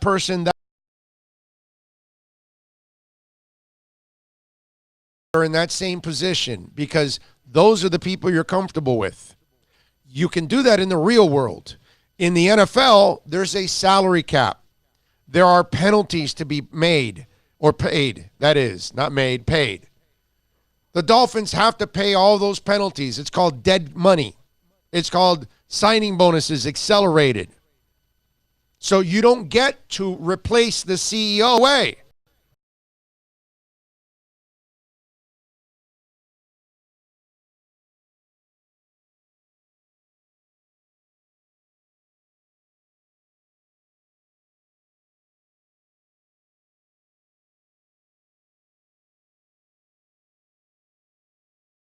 Money, you have less money to spend the following year, which means you can't replace him. That's why Miami is taking a, whatever it is, $50-60 million dead money cap hit this year. Because they can't replace the people they lost. So it's convenient to call it tanking, but it's not. It's resetting because they're going to spend all that money again. Jeffrey Loria would never spend that money. Donald Sterling would never spend that money. Mike Brown would never spend all that money. They'll spend some, but they won't spend it all because they're never always committed to winning. That is tanking. Okay? And if Brian Flores wins this week against the Washington Redskins, he did not screw anything up. He did his job. Job is as a head coach. So if he improves the worst roster in the NFL, the youngest roster in the NFL, the most inexperienced roster in the NFL, it goes on to beat anyone, you, Miami Dolphins fan, should be happy. Oh, but we lose draft position. That's Chris Greer's job. You don't worry about that. You let Chris Grier worry about moving up, moving down, grab that player, draft this one, fix the problem. Let him figure that out. But the last thing you want is an organization that wants to tell its players and teach them how to lose, because you can't turn that around. In fact, you're watching things go awry with the Canes all the time, right? They lose to FSU. What's been the MO? The rest of the season goes to garbage, right? So that's what you want? Because that's what losing.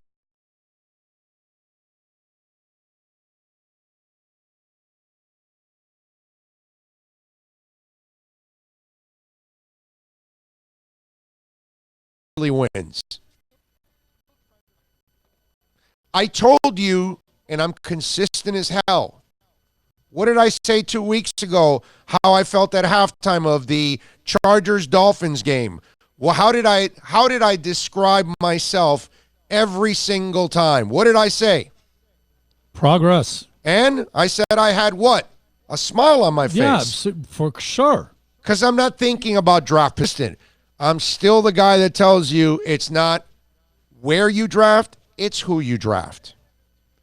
And he has torn everything down to get assets, to turn over the roster, to get rid of bad contracts. He hired a coach. Well, maybe this guy can actually coach. I didn't like how he handled the Kenny Stills situation with the Jay-Z music. That was terrible. But you got to compartmentalize, right? This I didn't like how he handled. I have to say his team has improved as a coach. I have to say the Dolphins are a better football team week in and week out so far in the first month of the season. They're not in the win column. I get it. I understand. But I know where they're at. I know what they lack. I know how much talent they have on that roster, which isn't much. But I've seen them get better. I know that they're 10th in the NFL in penalties. So only 9 other teams have committed less penalties. I know they're 3rd in the NFL in penalty yards. Well, leading into this week, I don't know. We haven't added this week yet. But going into this past week, they were 3rd in the NFL in penalty yards. They did less penalties in yards. That means even they're at 10th in penalty totals, but their penalties must be small. because they're only number 3 in yards allowed in those penalties. That means 2 other teams in the NFL have less yards in penalties than Miami. Miami has the least amount of experience, least amount of talent, and they're making as little mistakes as possible on the penalty side overall. Isn't that progress? Isn't that coaching? Because I'm killing Manny Diaz. I kill Al Golden. I kill Cam Cameron. I kill all these coaches that we've had. I kill them all because they've had Gase, stupid teams that commit a ton of penalties. So this guy's team is committing less penalties, and I'm supposed to be unhappy? The hell is that? If Brian Flores wins a game or two with this talent, I have to say to myself, holy crap, give this your games. Listen, man. Look, I rip what needs to get ripped, okay? But I'm not going to do this just for show. I'm not going to do this for downloads. I'm not doing this for you guys to tell, oh, O's on fire and he's ripping this guy. I'll rip them when they deserve it. Okay? Now, if you want me to just, because it's really easy, it's a layup to just get everything that the Dolphins are doing and crap all over it. Because it's really easy. Oh, yeah. It's super easy. Okay? But I'm not going to do that. I'm the guy that wanted an organizational enema for 10 plus years. I was talking about it. I'm the guy that last year wrote fire Gase, fire Tannenbaum, and put Chris Greer in place. So wait a minute. They put Chris Greer in place. They fired Tannenbaum and Gase. They did an organizational enema, and I'm going to complain? No, not doing that. And this guy... That would make you a hypocrite. Exactly. And this guy goes and beats the Redskins this week with less talent. Complain that my coach is better than their team and their coach with less talent? No, I'm not doing that. I'm not doing that. And if you end up in the second or third position of the draft, well, then it's up to Chris Greer to go and find that quarterback one way or another, dude. That's his job. And that's fine. But I'm not telling a coach to not coach and to not prepare their players and not to make them better. Because that's what I'm hoping for. I'm hoping that Michael Dieter's a better player by the end of the year, that we feel like, okay, you know what? They got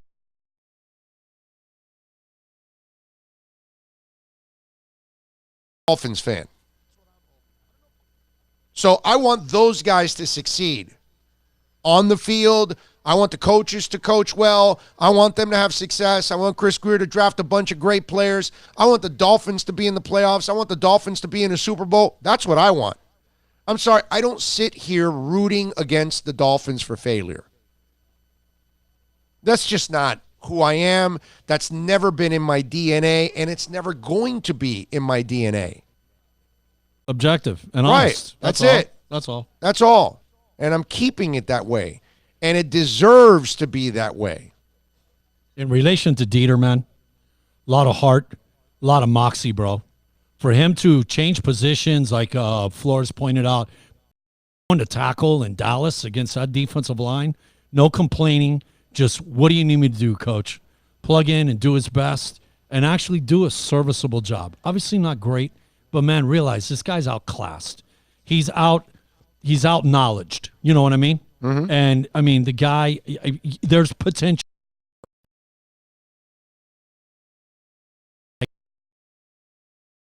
And he's being thrown in different positions, different looks, different schemes. You got to figure there's a lot of room for growth for this guy if he's starting out like this, okay? Yeah. No, and listen, I just don't understand this approach that everything has got to be just absolutely terrible for this team when I just don't see it. I'm sorry. I see going on. And then somehow or another, it's his fault if this week they lose. And, I mean, they win, and he's a loser because his team that has less talent than everybody else in the NFL, he goes and beats another team, he's the bad guy. Flores is the loser. He's screwing everything up. Because he wins. He's a loser. Because he won with less. Jesus. That's because I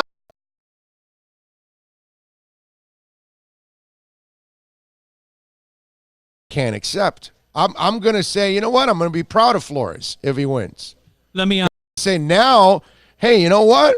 Maybe the Dolphins have themselves a head coach. Maybe one of these coaches that fell off the Belichick tree finally are actually half decent. Huh? Maybe that's the case. Could it possibly be it? That we get lucky and Yeah. he ends up being in his own division. You know what I mean? Yeah. That would be the ironic part of this whole situation. And maybe it's not luck. Maybe if things continue to turn out well under Chris Greer, right, it can't be luck. Because Houston, you get a better pick out of Pittsburgh. You get a better pick out of you get a pick for Tannehill. I mean, he's done pretty good in the draft part. So I'm just saying, if he continues on this trajectory, then you can't say it was luck. It'll tell you that maybe you also got yourself a GM. That's all. I think that's already the case, just well, based on okay, but maneuver. Now, obviously, the picks have to come through. Right, that's what I'm saying. So it's too early to say it. But so far, everything has been done to maximize what we can max and improve, and he's maxed it. Okay, dude, the fact that, like you said, the fact that he got something for Tannehill. Are you kidding me? Yep. That was impressive to get something you have Houston take Kenny Stills $8 million off your hands. That's another one. After a 1 and a 2, they take another $8 million from you. Seriously? That's why for me, I'm going to enjoy it. I think they got a shot at winning this week. I really do. Like being straight up, no bullying here. What are you expecting from us? What should we be? What should we expect? I'm expecting you got a half of football against the Chargers. Right. I'm expecting 4 quarters this week. I'm expecting 4 solid. Yeah, 4 solid quarters because you're not playing a great team. I'm expecting you to hang in there. I just want you to give me a game. Maybe you win it, maybe you don't, but just give me a game. Try to give me a game. Be in the game. This is a team that's in disarray right now. Well, I'm just going to say new coach. And let me tell you, if they put Haskins in there, man, you're going to have a great opportunity to win. Okay, so I got to.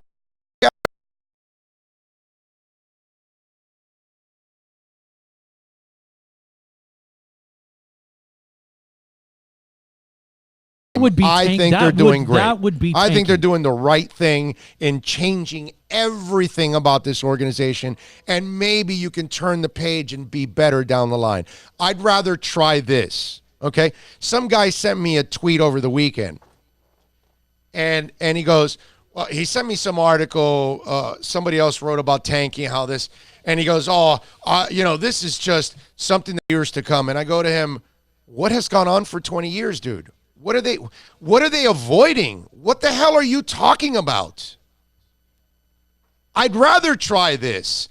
I already saw what they've done for 20 years. They were a joke. There was absolutely no great shakes in any capacity. Nothing. Zero. The Dolphins were a joke for 20 years. I've been ripping them for 20 years for doing the same stupid things over and over again.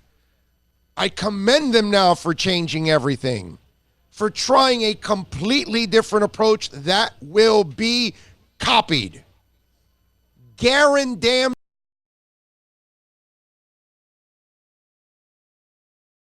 2 to 3 NFL teams in the next 3 years.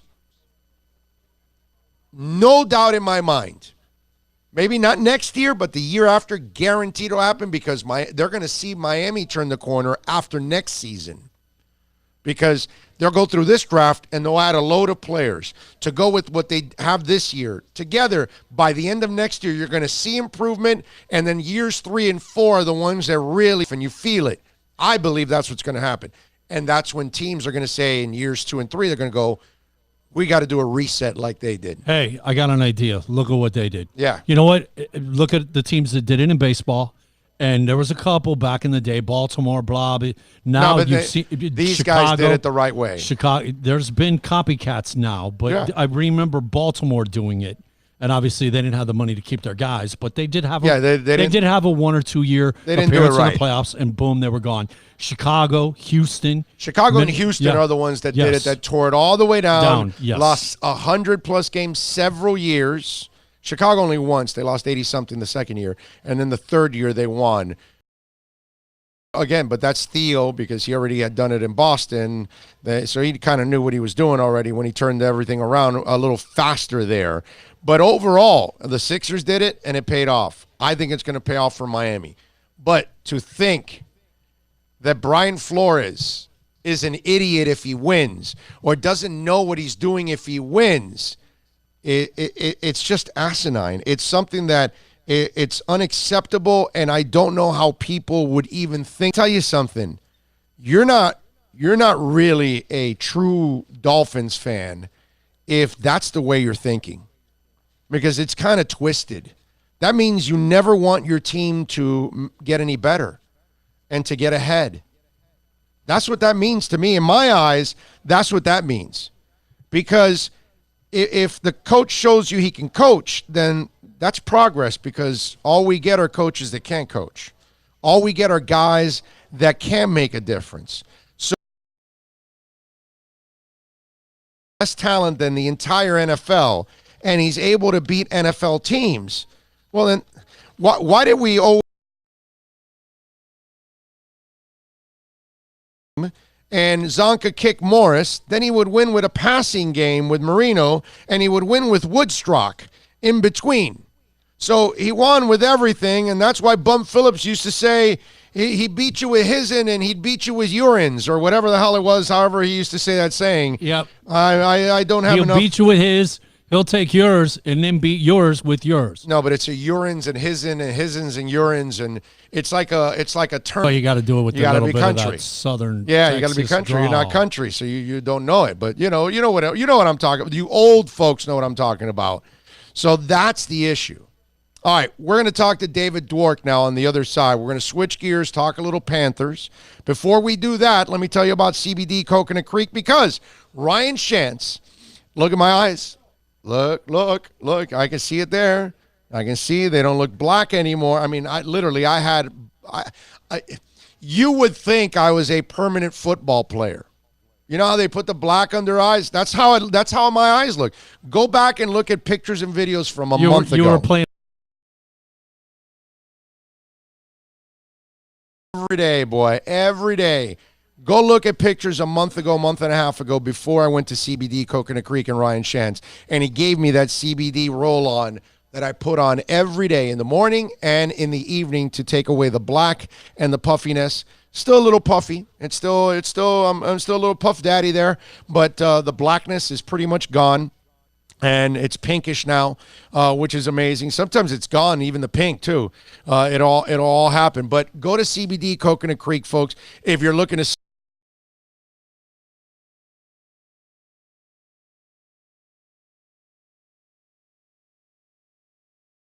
Tropical serum, which is great for cuts and bites and healing.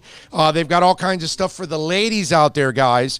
All right, beauty products, bath bombs to relax, stress relief, all that good stuff. American Shaman is known for its Anyways, it's known for its nanotechnologies, which makes it 9 times more bioavailable for your body, okay? And I should know, listen, their CBD is the strongest.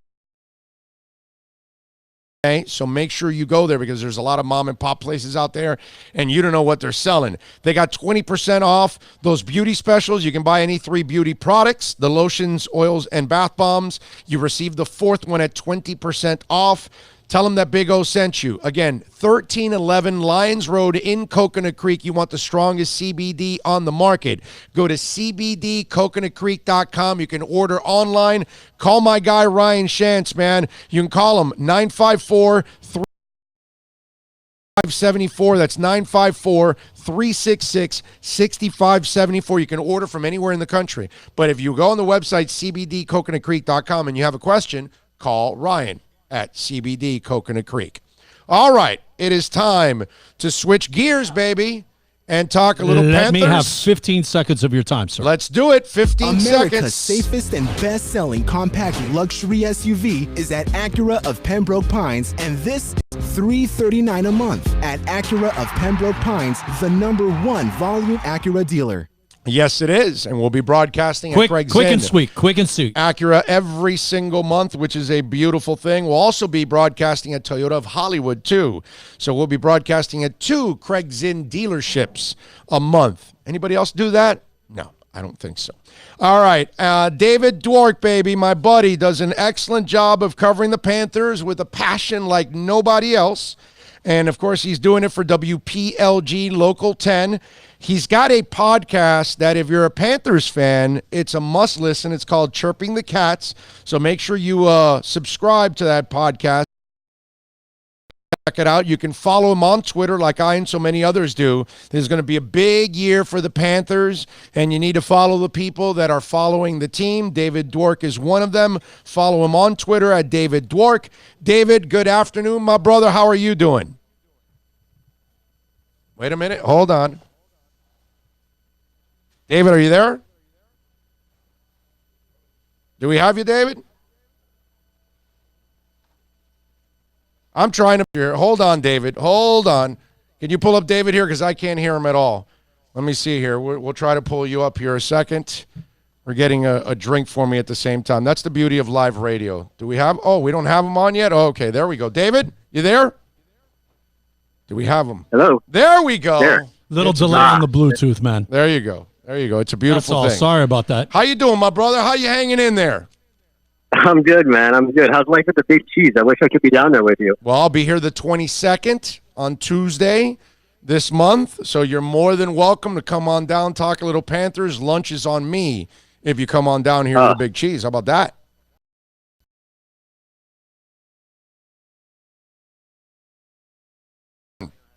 Gino Toretta's gonna come by on the 22nd when we're out here. So we'll have a little fun. So we'll have a couple folks. See, so you got to come on out here. David Dwork's going to join us on the 22nd. He's going to come by to talk a little Panthers, which is a beautiful thing. And David, I personally did not go crazy on Thursday when they lost. I know that the average person or the guy that doesn't really follow them, they probably said, "Oh, same type," and they probably didn't look at Tampa Bay like what they are. They're one of the elite franchises in all of the NHL and pro sports overall, by the way. They're just one of the best run franchises overall. So I didn't freak out on that loss, but I said, hey, if you're the real deal, you got to bounce back on Saturday, and that's exactly what they did. Yeah, I mean, nobody's freaking out in April if the Yankees are getting swept by Houston. So let's just calm down. It's a long schedule, and they're playing a team that just set tied an NHL record for wins. And so, yeah, just like you, there's no reason to freak out. It's early on in the season. It's the first game. A team with a new head coach it's going to take some time. There's going to be some growing pains, especially in this case, learning a brand new defensive system with head coach Joe Quenville. So there's plenty of talent. They should be fine to get through the early part of the season, but they're not going to really start firing on all cylinders, I don't think, until you flip the calendar and get into next year. So right now, let's just, be patient. It's a very tough schedule for Florida the first month of the year. So let's just let them kind of get their footing and not worry too much. You and I spoke after the first game, and we were talking about how, the defense in front of the goaltender was a little shaky, and then you were talking about how the defensive system is different, and how they were practicing the system when they were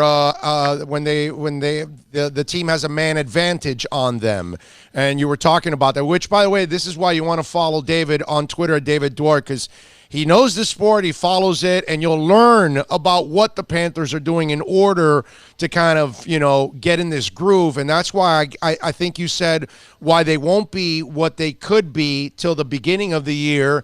Explain a little bit about the defensive transition that Coach Q has brought in. It's really just like a stability system that he's bringing. Like, everybody knows what their assignments are. If you watch them in the defensive zone, guys' heads are on a swivel right now because they're really trying to know exactly where they need to know. You hear Quenville talk a lot about positioning in the defensive zone, about moving the puck quickly in the defensive zone. And it's something that they're working on now. And it's been since training camp. The guys are happy about it. You speak to any of the players in the locker room, they're all very pleased with it. They say everybody's got their feet moving. It's keeping everybody engaged. And it's a nice way just to build that team camaraderie. You know, there are some new players here this year, but for the most part, it's been the same guys for the last several seasons. And now everybody's at a reason to come together, learn the new system under the head coach, and really flourish with it.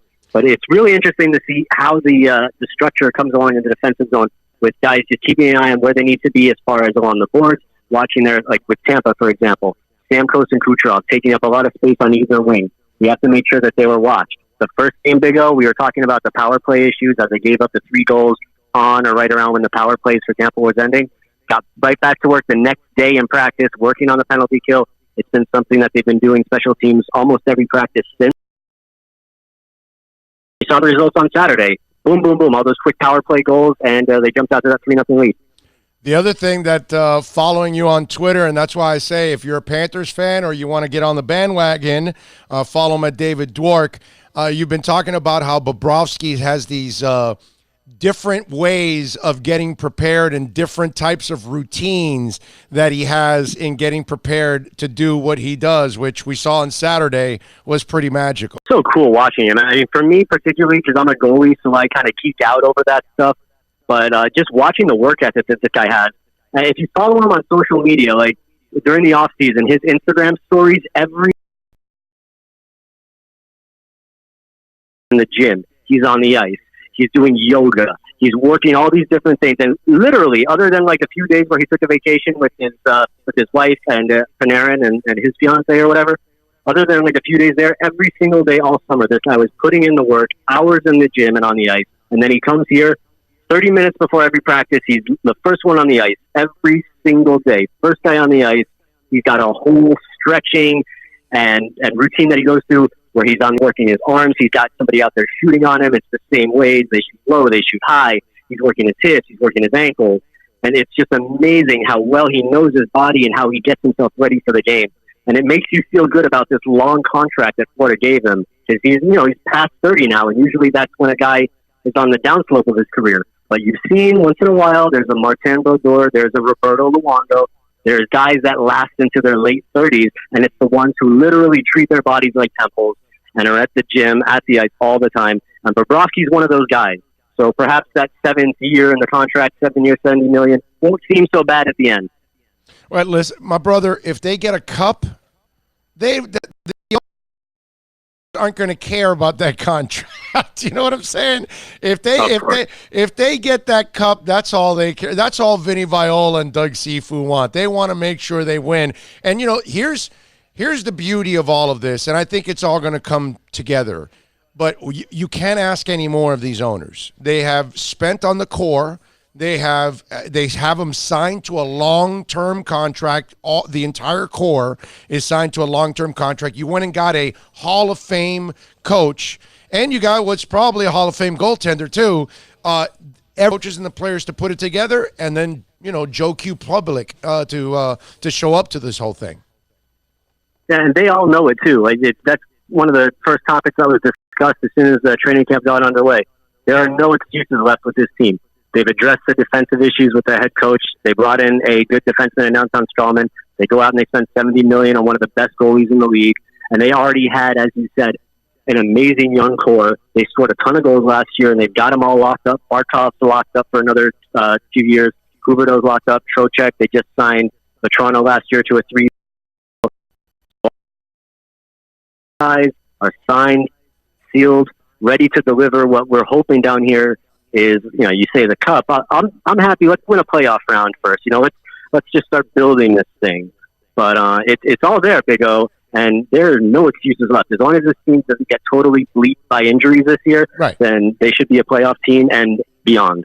Yeah, no, I'm with you there. And again, the other thing. Saturday, one of the Panther officials, I said, you have to understand this. This was a great moment for you. Even in recent years, when you've had that moment and people show up to the arena, it's a loss, something happens, it's terrible, and then you got a bunch of people walking out going, same old Panthers.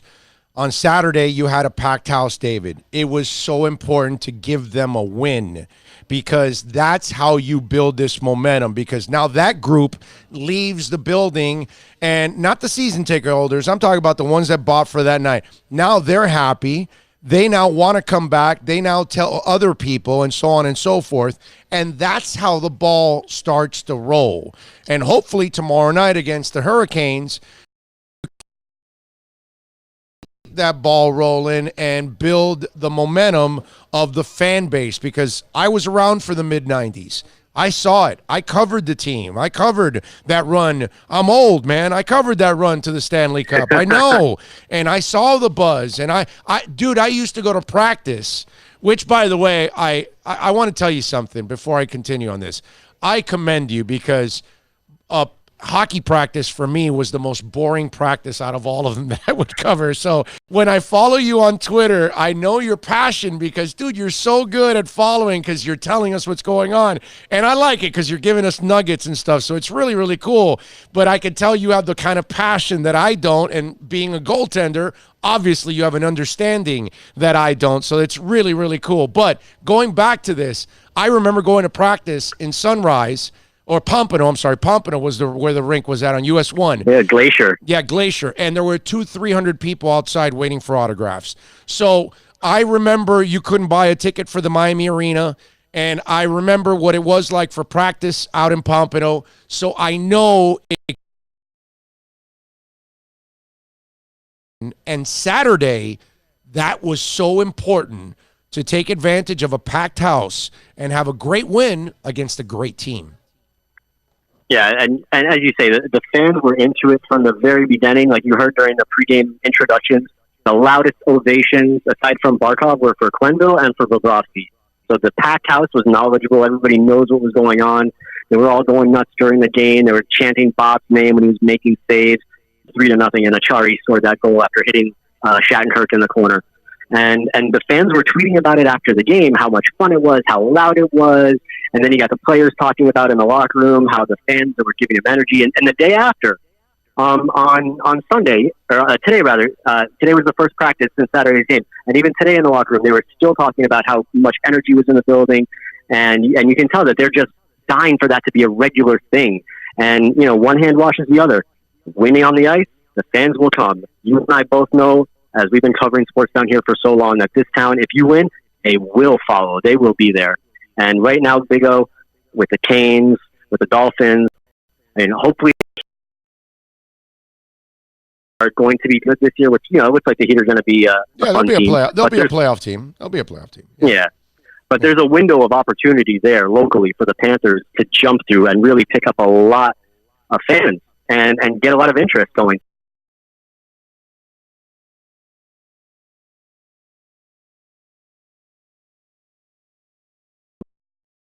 Keep winning, it will happen. David Dwork, by the way, follow him on Twitter at David Dwork. Catch his work at Channel 10 as he's covering the Panthers on a daily basis. Go to WPLG Local 10, and of course you can catch his podcast, Chirping the Cats, and of course it's everywhere, right? SoundCloud, Stitcher, Spotify, all that good stuff. iTunes, Google Play. Oh yeah, just search for it. It's out there. There you go. So make sure you do that.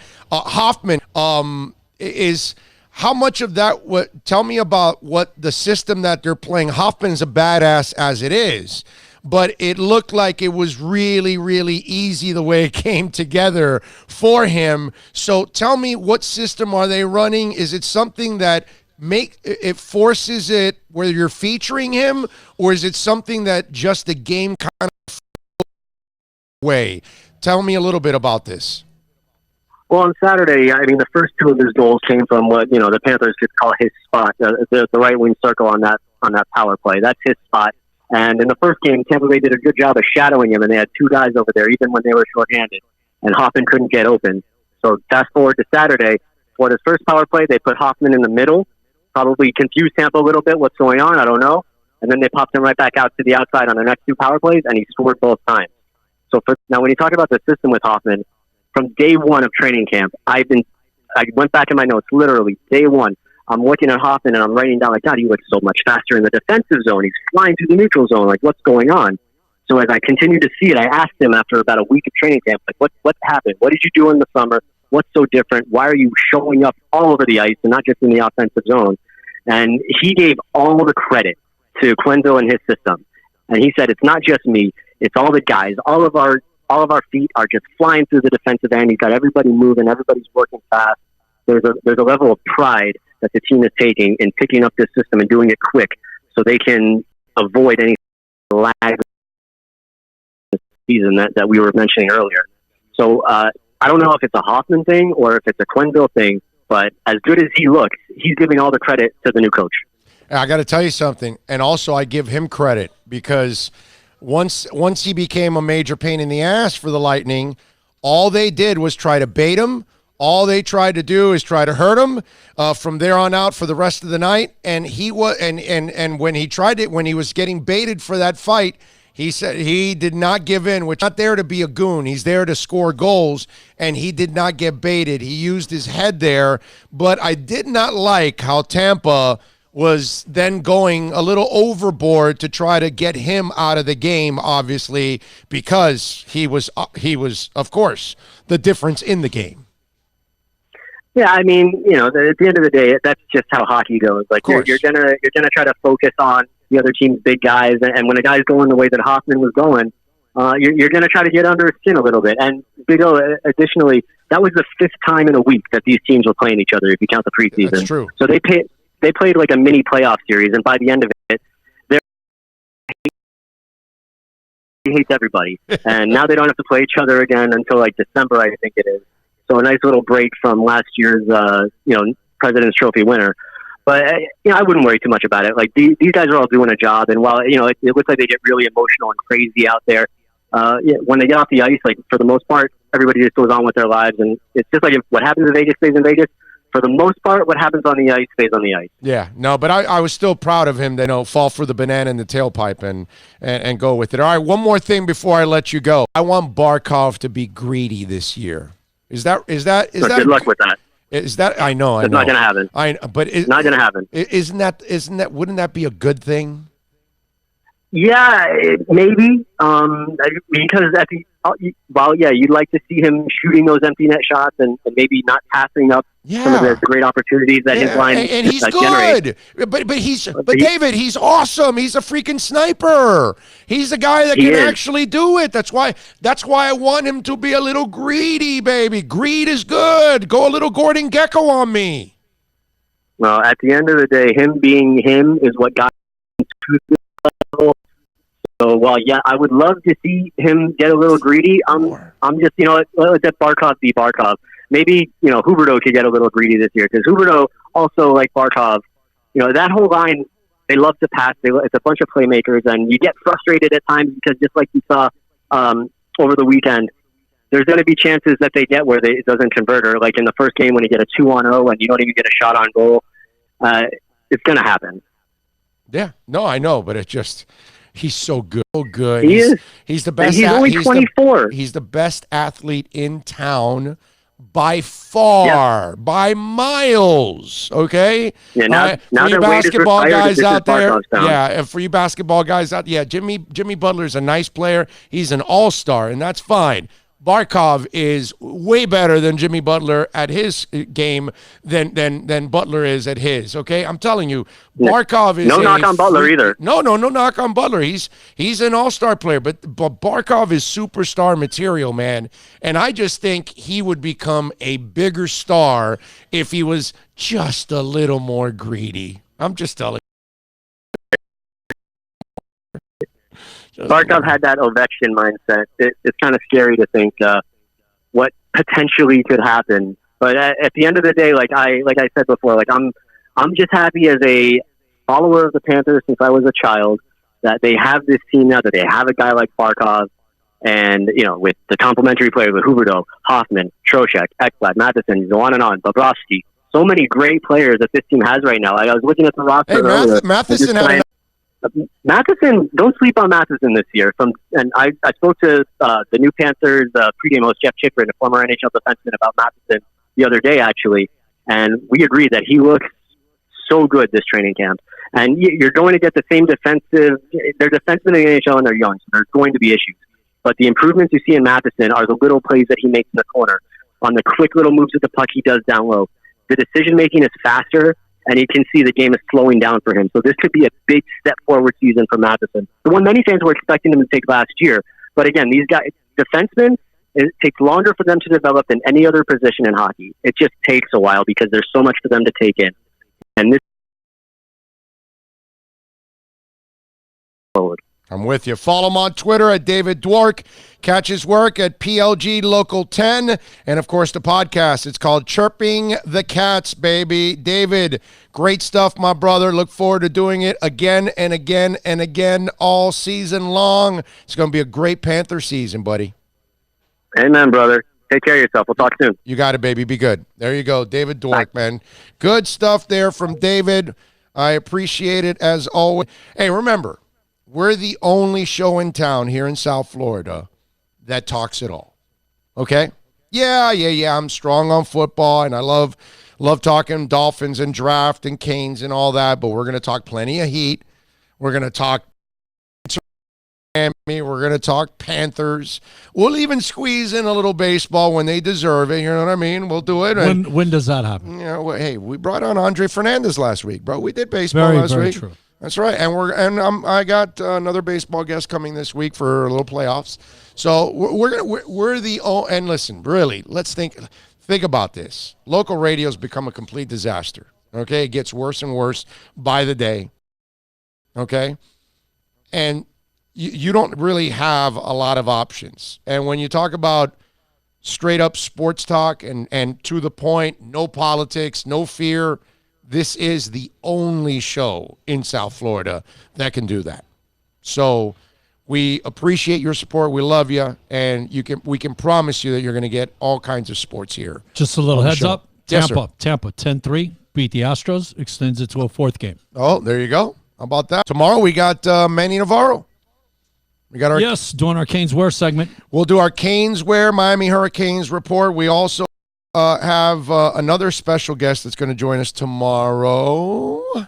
Somebody nationally. We got a big old name. Surprise. Yeah, I just he's going to join me. I'm just waiting for the time, so I just want to make sure, because maybe we move it to Wednesday. But I got two guests actually tomorrow. And tomorrow we also have the Panthers taking on the Hurricanes, so that's going to be a lot of fun. See if they can make it 2 in a row. Gary and Bill, we got to thank Tim, all the Big Cheese, making it nice and easy. We're going to be back here on Tuesday the 22nd. Okay, we'll be back here at the Big Cheese broadcasting live. Maybe that day Andrew Ivins comes by. Maybe we'll get Gino Toretta to come by. Who knows who's going to come by? But what we would like Manny to Navarro said that he would be interested, and obviously that's the day. Oh, Tuesday, that's right. Yeah. So we'll get Tuesday. We'll get Manny in here. Yeah, so we'll get Manny in here. So we'll have to tell. We'll have a congregation of people. For the show. Exactly. Maybe what we could do is, for those of you out there, once a month we're going to be out here. You're going to know ahead of time when it is. Now it's the 22nd. Make some plans. Come on out here to 8080 7th Avenue, right off of 67th Avenue and US 1. Some amazing food out here. The pasta is so good. So many different dishes. The garlic rolls are the finest on the planet. They will melt in your mouth. So really thank all the great people out here at the Big Cheese. And immensely thank you. And there's a bunch of other things that I wanted to get to, but I just can't. We have the Niners and the Browns tonight. I'll go around the NFL tomorrow because there's a lot of things that I want to talk about with the NFL. We'll get into a little more Dolphins as the Dolphins start getting ready for the Washington Redskins. And who knows, maybe they possibly even win this.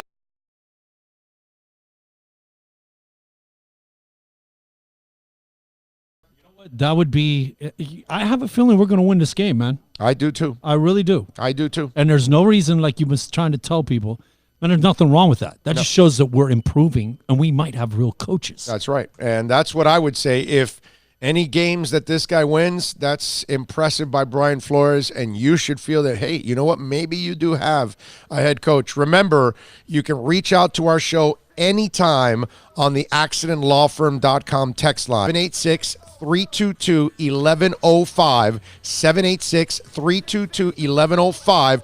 Please support all of our great sponsors, man. They make it happen along with you. That's what allows us to have this show, to give you the intense sports talk and the information that you want without any political stuff getting in the way. You know what I mean. Anyway, Bill, excellent work by you. As always, under the weather and everything, sucking it up and getting down here, which is what counts. We appreciate that and thank all of you out there for watching, listening, downloading. We tomorrow. Be good out there.